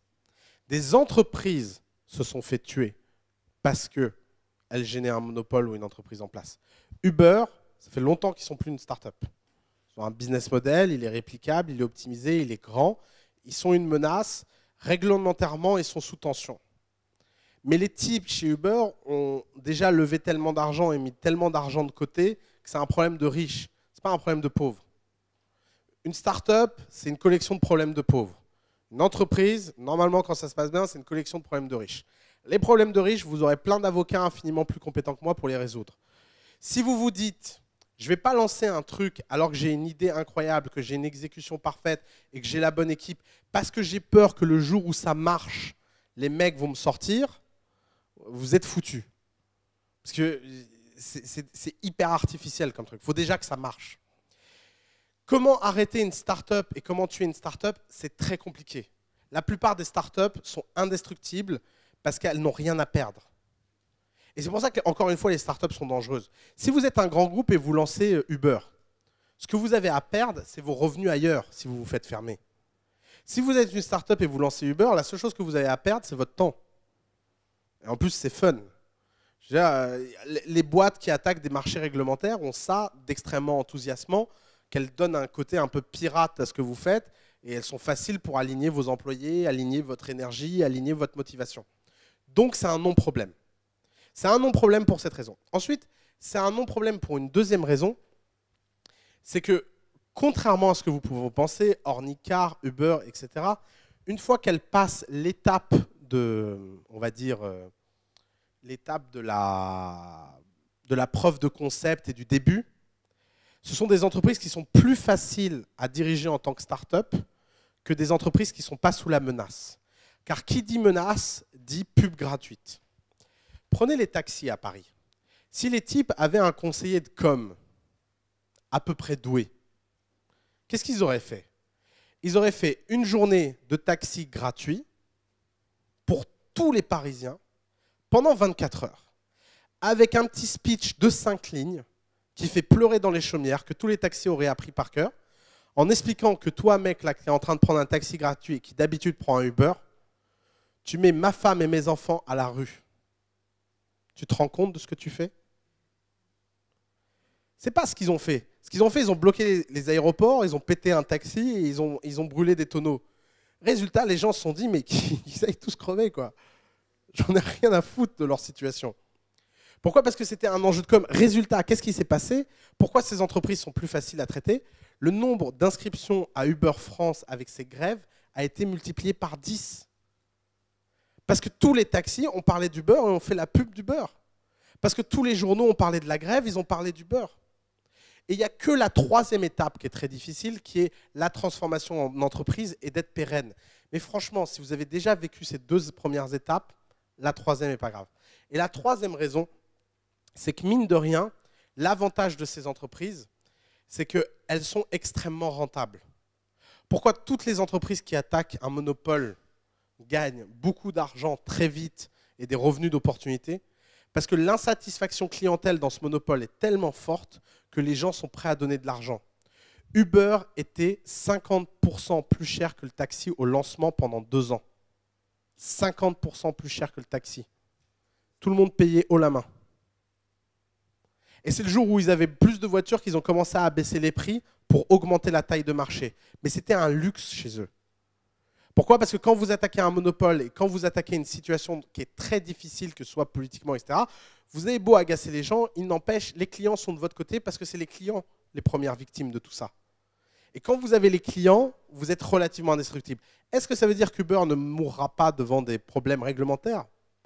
Impossible de savoir. C'est juste qu'ils auront déjà vécu une aventure formidable. Petit mot de conclusion, dans l'entrepreneuriat, la destination ne compte pas vraiment. Ce qui compte, c'est le voyage. Où que vous alliez, que ce soit vers une réussite ou un échec, ce qui compte, c'est que tout ce que vous ayez fait en chemin était enthousiasmant et c'était quelque chose qui faisait que le matin, vous vous leviez avec plaisir. Le voyage est infiniment plus intéressant que la destination et que Uber finisse en faillite ou pas, avoir vécu une expérience comme ça et avoir dirigé une entreprise comme ça pendant 5 ans, c'est déjà incroyable. Il n'y a pas de doute à ce niveau-là. Donc, vous ne mettez pas des barrières dans la tête pour de fausses raisons qui ne sont pas aussi évidentes que vous pensez. Ça ne veut pas dire que c'est facile. Hein. Je ne suis pas en train de vous dire allez lancer une banque. Hein. C'est compliqué de lancer une banque. Mais je vous assure, qui aime sa banque ici? Qui aime sa banque? Vous vous rendez compte? Vous voyez l'opportunité de marché?